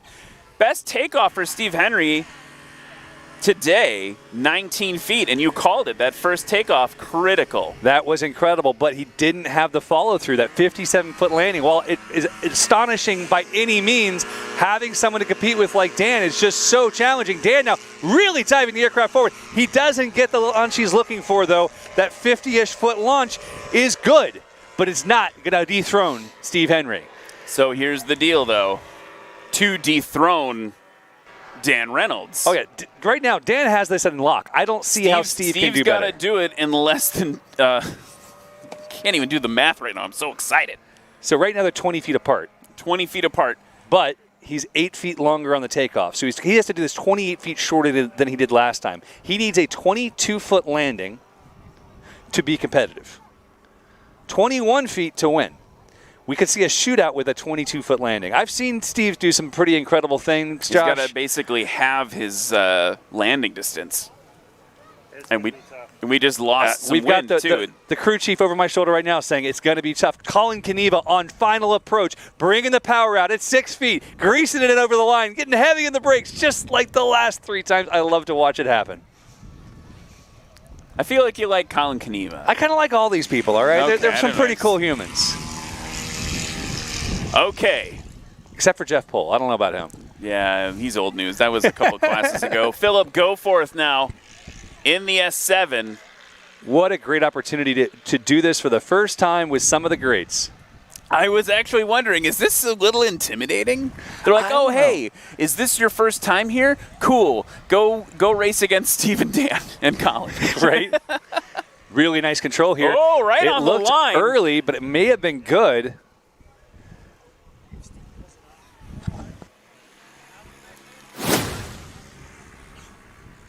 Worth noting, if Steve pulls this off, it will be 2 years undefeated. Phil did scratch, it looks like. That is too bad. That was really great piloting, just a moment too soon. But 2 years undefeated would be pretty incredible. And we've seen some close to upsets, but if he's able to pull this off, the wind just picked up, guys. This could be history in the making right here. Here we go. He needs this slower than he's ever had it before. He needs to be more on the line than ever before. He's basically hovering, getting behind it. High alpha. Wait for it. And stop. Get on those brakes. Oh, ladies and gentlemen, he's trying his best. I don't think. What a tremendous performance from all the pilots today. I want to see the numbers. It's not what he'd hoped for, but Dan Reynolds coming all the way from Canada is going to be a happy man. It was Steve's best run, and it was 74 feet. And let's talk about most consistent for a second. 76, 76, 74 for Steve Henry. I have a feeling Steve Henry's winning a watch today. Maybe. We'll see. Sarah wants the watch. She's excited. Okay. But on approach, Dan Reynolds, the man to beat. Can he come in and make it an even further victory? This takeoff, I think, oh, it's not his best takeoff. It's going to be tough to beat 37 and 19, guys. That's a pretty tough one to beat. So best run was run 2, 56 feet. He is basically hovering, though. Goodness gracious, look at him go over the line on the brakes. 24 feet. It rolled backwards, guys. Wow. That's the first time I've ever seen that. What a tremendous display of piloting and incredible aviating in general. Great airplanes, great people, great pilots, and a great thank you to everyone who's come out here live to the Lonestar STOL. We'll look forward to seeing all of you at our next event, which I believe is going to be Swamp STOL, just over the way in Louisiana. Come and join us. From all of our sponsors, from all the volunteers, for the people running the event, and from Ryan and I. Well, before we wrap up, I got to tell everyone what the scores are. I do this every time. I get ready and excited. Yeah, I know. You're I just want to say excited to go. thank you. Go? We're waiting for scores. No, I'm saying thank you. I got the scores right here, Eric. Let's go. 56 feet. Dan Reynolds. 74 feet. Steve Henry. And I got to look at him. 149. Colin Kaniva in third place. 159 for Brent Womack in that Rans S20. And then, oh man, what a bummer. 1 foot further for Rick Boardman in the Carbon Cub. And then we've got another tight race. Philip Goforth in the Rans S7 with 242 and 10 feet behind 252. Jan Eggenfellner in the CH750. So, okay, now I'm okay with signing off. Everybody, thank you so much for coming out today. Again, like Eric said, thank you for the volunteers. Thank you for everyone that put everything together. And yeah, check out nationalstol.com. Check out you at home. Check out nationalstol.com. Check out what the 2023 season is going to be like. Learn more. Watch all the great content. And give us ideas. If you have places that would be perfect for an event like this, we'd love to hear about it. It's a great way for us to get to know the community better. Make sure you do that. And if you're watching on YouTube, click like, click subscribe, click the notification bell. We're going to be releasing lots of shorts in the near future. Lots of cool stuff to see. And if you're watching on YouTube, you should check out this guy. And this guy. Yeah, we do that too. Go to Aviator Show, Aviator PPG. YouTube.com/aviator or Super Aero, and you'll find out all sorts of amazing aviation content. It's been an honor to be here with you guys. Thank you so much. You ready? 2022 in the books. Let's go get warm. See you guys. See everybody. Have a good one.